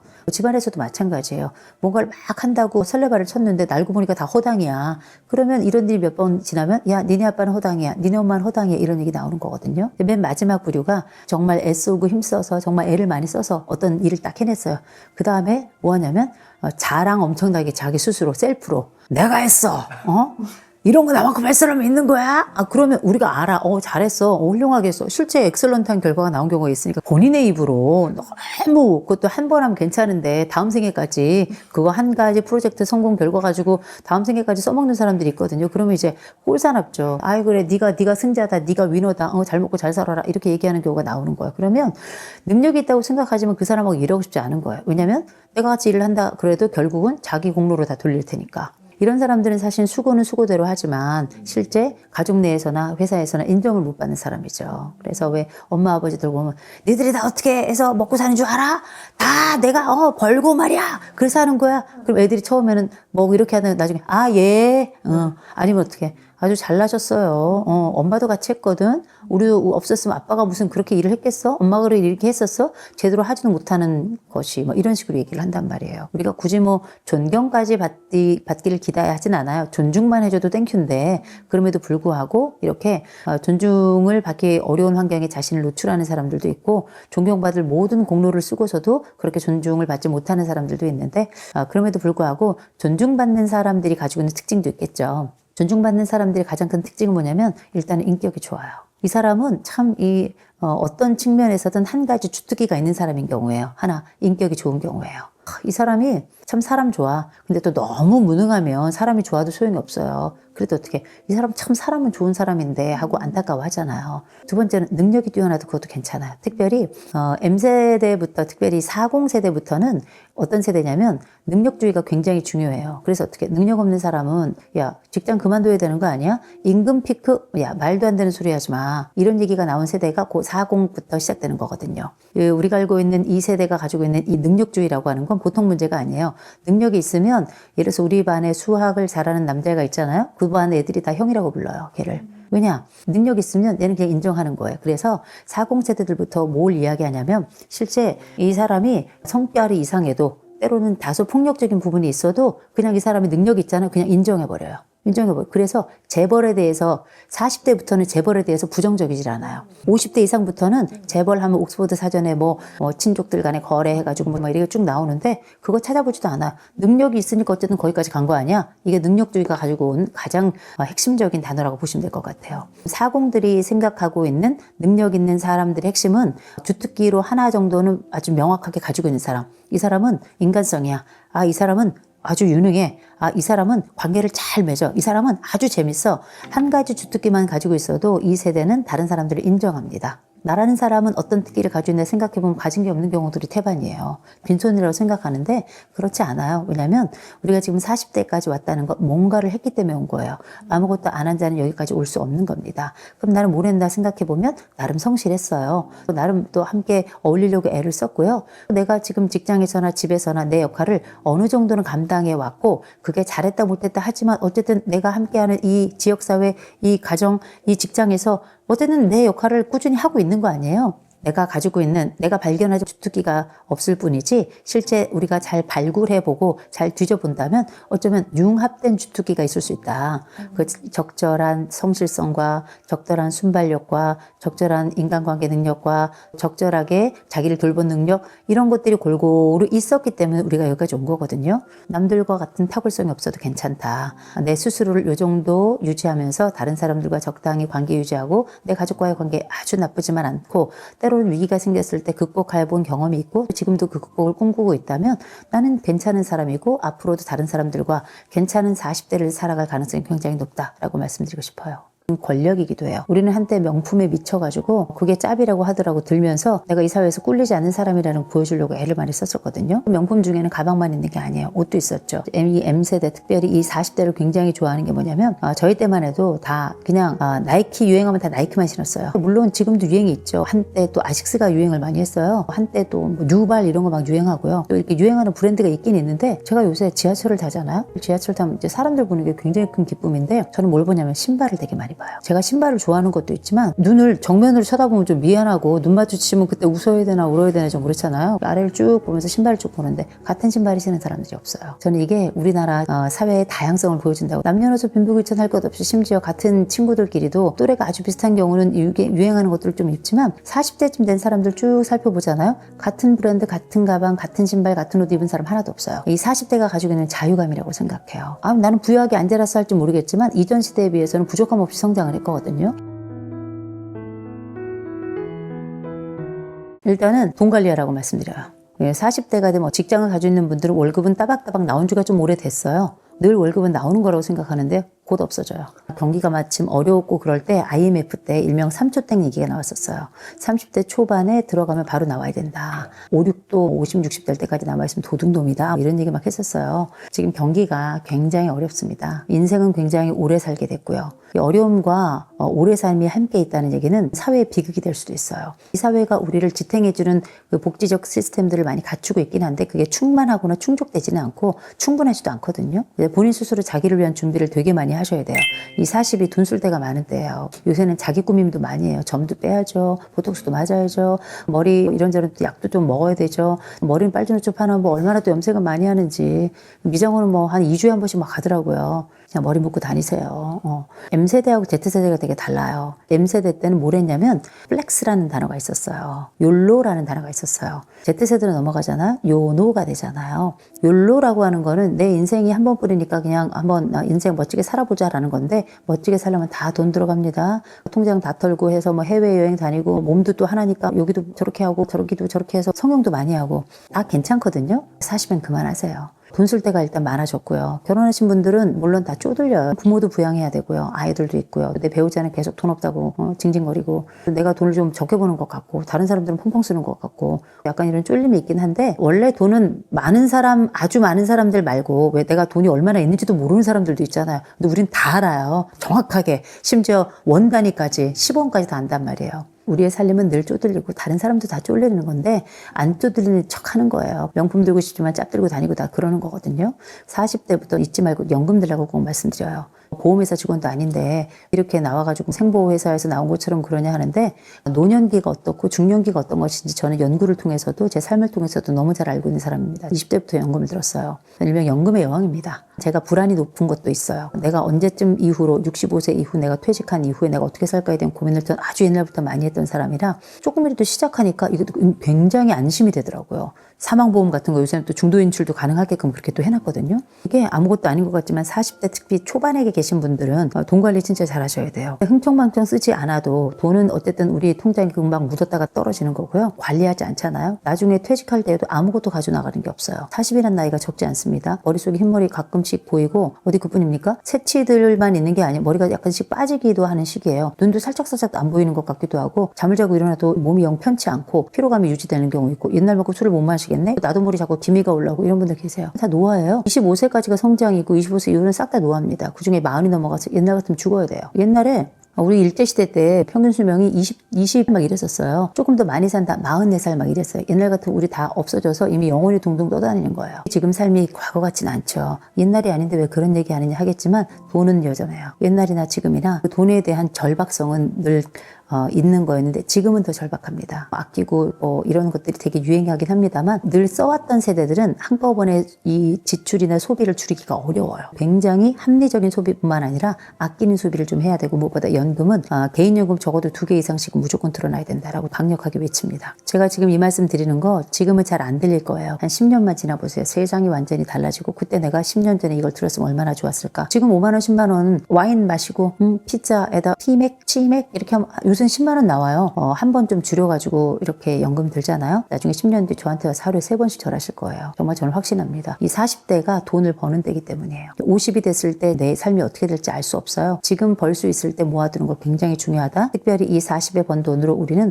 굉장히 오랜 세월 흐뭇하게 살아갈 것이다. 두 번째, 몸 관리하셔야 돼요. 지금부터 이제 근육이 쭉쭉 빠지는 시기고요. 근육은 안 생기는 시기고요. 몸은 축축 처지는 시기고요. 피부는 더 처지는 시기고요. 이 40이라고 하는 게 요새는 이제 안티에이징, 동안 이런 것들이 유행하면서 당장은 별로 안 늙은 것 같은데 1970년대, 60년대 이럴 때 사진 한번 비교해 보세요. 그때의 40대와 지금의 40대. 지금은 애기예요, 얼굴이. 그래서 자기가 애기인 줄 아는데 착각이에요. 피부가 애기라고 인생도 애기는 아니에요. 많은 분들이 자꾸 특별히 M세대들부터는 굉장히 부모들이 예쁘게, 귀엽게, 사랑스럽게 정말 공주처럼 왕자처럼 키워가지고요. 지금도 본인이 공주 왕자인 거라고 생각하는 분들이 계세요. 너무 좋은 노래 말씀드렸잖아요. 반딧불이. 나는 별인 줄 알았어. 근데 알고 보니 반딧불이야. 나는 형편없는 사람이야 라는 게 아니에요. 반딧불에도 자기 삶이 있는 겁니다. 내가 누구인 줄 알아야죠. 제가 정말 싫어하지만 늘 얘기하고 그 다음에 늘 후회하는 단어. 사람은 국어랑 수학을 잘해야 된다. 국어를 잘해야 주제를 알고 수학을 잘해야 분수를 한다. 나쁜 얘기처럼 들리겠지만 내가 누구인지를 알고 내 분수에 맞도록 사는 것, 그거는 지금 현재의 나를 돌아보라는 게 아니에요. 네 주제꼴이 이런데 널 왜 이렇게 사니가 아니고요. 너의 미래를 준비하라는 겁니다. 굉장히 중요하다고 말씀드리는데 준비 중에 몸 준비 진짜 중요해요. 이 몸이라고 하는 건 정말 이 가치 있는 것이라고 생각해요. 함부로 해서도 안 되는 것이고 몸은 우리가 늘 새로운 피부가 돋아나고 새로운 지점에서 A라고 태어났지만 A 다시로 죽는다라고 얘기하지만 그건 관리하기 나름이에요. 내 몸을 정말 예뻐해줘야 된다고 저는 생각을 합니다. 할 수 있으면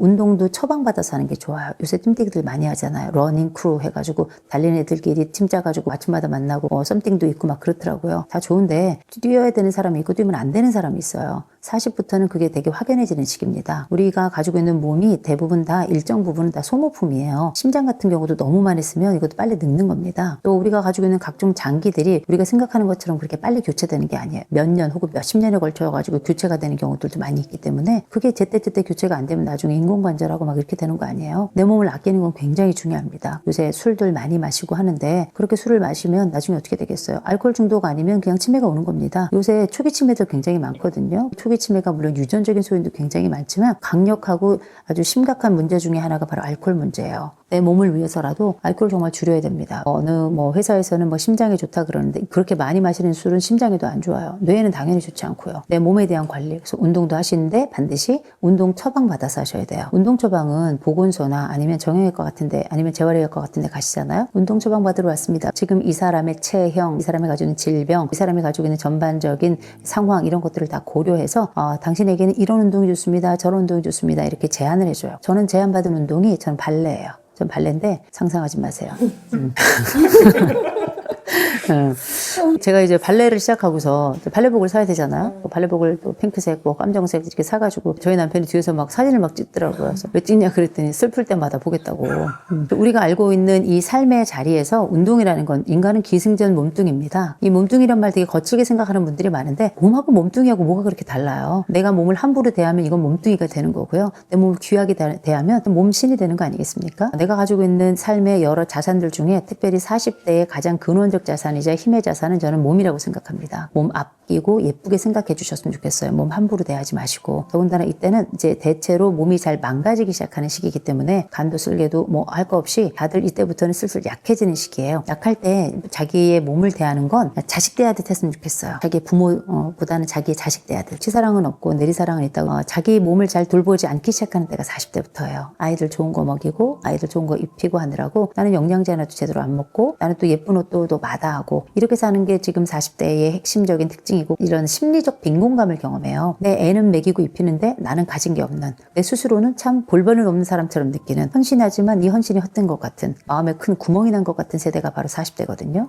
이런 40대가 자기 스스로를 끌어올릴 수 있는 방법은 여러 가지가 있겠지만 제일 첫 번째는 돈 관리라고 하는 거는 현재뿐만 아니라 미래를 향해서 나를 좀 단단하게 구축하는 하나의 스케치를 하는 과정이잖아요. 몸 관리라고 하는 거는 현재 시점부터 행복감이 만들어지면서 미래를 위한 일종의 구축 자산이라고 보시면 돼요. 우리가 운동만 하더라도 근육이 생겨나죠. 근육이 생겨나잖아요. 그냥 근육만 생겨나는 게 아니에요. 머리뿐만 아니라 정신 근육, 우리가 흔히 알고 있는 마음 근육도 굉장히 단단해집니다. 왜냐하면 도파민과 세로토닌이 건강하고 적절한 방식으로 분비가 되기 때문에 자신감도 굉장히 좋아지고요. 어떤 문제 해결감뿐만 아니라 회복 탄력성까지도 좋아져요. 여러 연구를 통해서 많이 나타난 이야기이기 때문에 몸과 마음은 또 정신은 혼연일체 일종 전인 건강이 인간이 가지고 있는 기본적인 건강의 기본이기 때문에 내가 몸이 건강해지면 정신도 건강해질 가능성이 굉장히 크고요. 정신이 건강해지면 더불어서 몸에도 영향을 미치는 건 당연한 겁니다. 몸의 관리를 통해서 내가 가지고 있는 이 불안이라고 하는 취약한 40대의 이 크레바스와 같은 구멍을 털어 막을 수 있는데 기여할 수 있다고 생각을 하고요. 또 한 가지는 내 40대가 되면 자신감 많이 떨어지거든요. 여러분 이후로 올라오는 후배들 Z세대나 알파세대의 후배들과 같이 일을 해야 돼요. 근데 걔네들은 여러분들하고 다른 도구를 사용하고요. 능력치도 다르고 지능도 다릅니다. 훨씬 더 똑똑한 아이들이 아주 완전히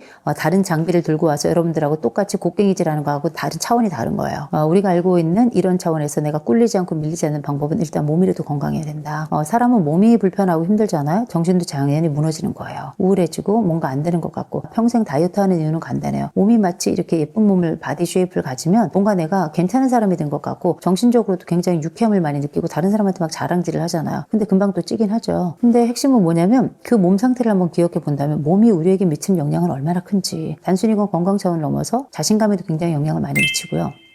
세 번째 꼭 해야 될 것 중에 옷 잘 입으셔야 돼요. 옷 잘 입으셔야 돼요. 옷이라고 하는 건 사회적 언어입니다. 그래서 보통 이제 40대는 그래도 패션에 되게 민감한 세대였어요. 힙합 패션, 그 똥산바지 같은 거 다들 일괄로 입고도 괜찮았고 또 우리가 드디어 하이힐을 내려놓고 운동화를 신게 된 첫 세대가 이 M세대, 이 40대입니다. 얼마나 실용적인 세대예요. 우리가 알고 있는 삶에서 꼭 명품을 한때 유행해가지고 쫙 입기도 했지만 이제 평범함 속에서 가장 편안함을 추구하기도 하는 세대가 바로 이 M세대거든요. 그러니 M세대가 가지고 있는 이 특성들 중에 옷을 깔끔하게 입는다는 건 사회적인 권력이기도 해요. 우리는 한때 명품에 미쳐가지고 그게 짭이라고 하더라고 들면서 내가 이 사회에서 꿀리지 않는 사람이라는 거 보여주려고 애를 많이 썼었거든요. 명품 중에는 가방만 있는 게 아니에요. 옷도 있었죠. 이 M세대, 특별히 이 40대를 굉장히 좋아하는 게 뭐냐면 저희 때만 해도 다 그냥 나이키 유행하면 다 나이키만 신었어요. 물론 지금도 유행이 있죠. 한때 또 아식스가 유행을 많이 했어요. 한때 또 뭐 뉴발 이런 거 막 유행하고요. 또 이렇게 유행하는 브랜드가 있긴 있는데 제가 요새 지하철을 타잖아요. 지하철 타면 이제 사람들 보는 게 굉장히 큰 기쁨인데 저는 뭘 보냐면 신발을 되게 많이 봐요. 제가 신발을 좋아하는 것도 있지만 눈을 정면으로 쳐다보면 좀 미안하고 눈 마주치면 그때 웃어야 되나 울어야 되나 좀 그렇잖아요. 아래를 쭉 보면서 신발을 쭉 보는데 같은 신발을 신는 사람들이 없어요. 저는 이게 우리나라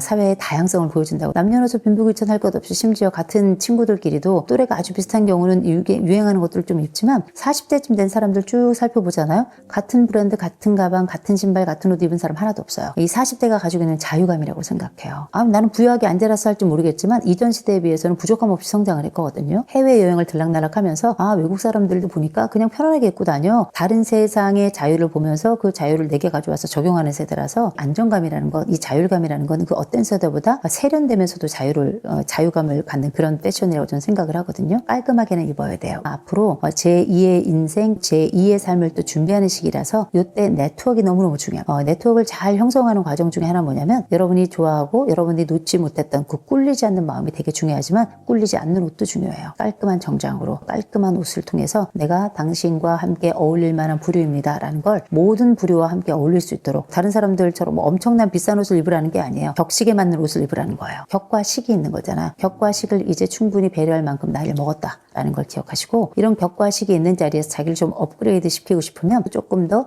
정장 스타일로 자기를 이렇게 입히고 그 다음에 자기를 이렇게 가꾸게 된다면 되게 중요한 역할을 한다고 생각해요. 생각해 보세요. 우리가 인간관계 할 때도 옷 잘 입고 비싼 옷 입은 사람한테 싼 거 선물 안 해요. 그렇게 자기를 잘 가꾸는 사람에 대해서는 함부로 하지도 않습니다. 이런 사람들도 후광 효과라는 게 있어서 다른 것도 뭔지 깔끔하게 할 것 같은 느낌이 들거든요. 우리가 굳이 명품 안 입어도 40대가 가지고 있는 자유로움과 세련미를 잘 갖추어서 제대로 된 옷을 잘 입잖아요. 친구들에게 무시당할 일도 없고요. 내 스스로가 자존심을 구길 일도 없고요. 동시에 다른 사람이 볼 때에도 이 사람을 데리고 언제 어디든 어떤 장소에든 갈 수 있는 거예요. 누구도 만날 수 있는 거예요. 이때부터는 자기의 인생 사업을 시작할 때거든요. 사업이라고 하는 게 꼭 내가 사업자 등록증 내고 해서 사업이 아니고요. 인간관계도 다 사업이에요. 이때 내가 이 사업을 얼마나 하느냐에 따라 가지고 내 부모 장례식에 내 손님이 오지 내 부모 손님이 오는 게 아니에요. 이때부터 본격적으로 우리가 알고 있는 사회적인 네트워크를 저는 잘 형성하고 그 네트워크를 통해서 단순히 내가 하고 있는 직업적인 성패에만 몰입하는 것이 아니고요. 이후로 이어지는 인생 성패에 좀 몰입해 봤으면 좋겠다라고 말씀을 좀 드립니다.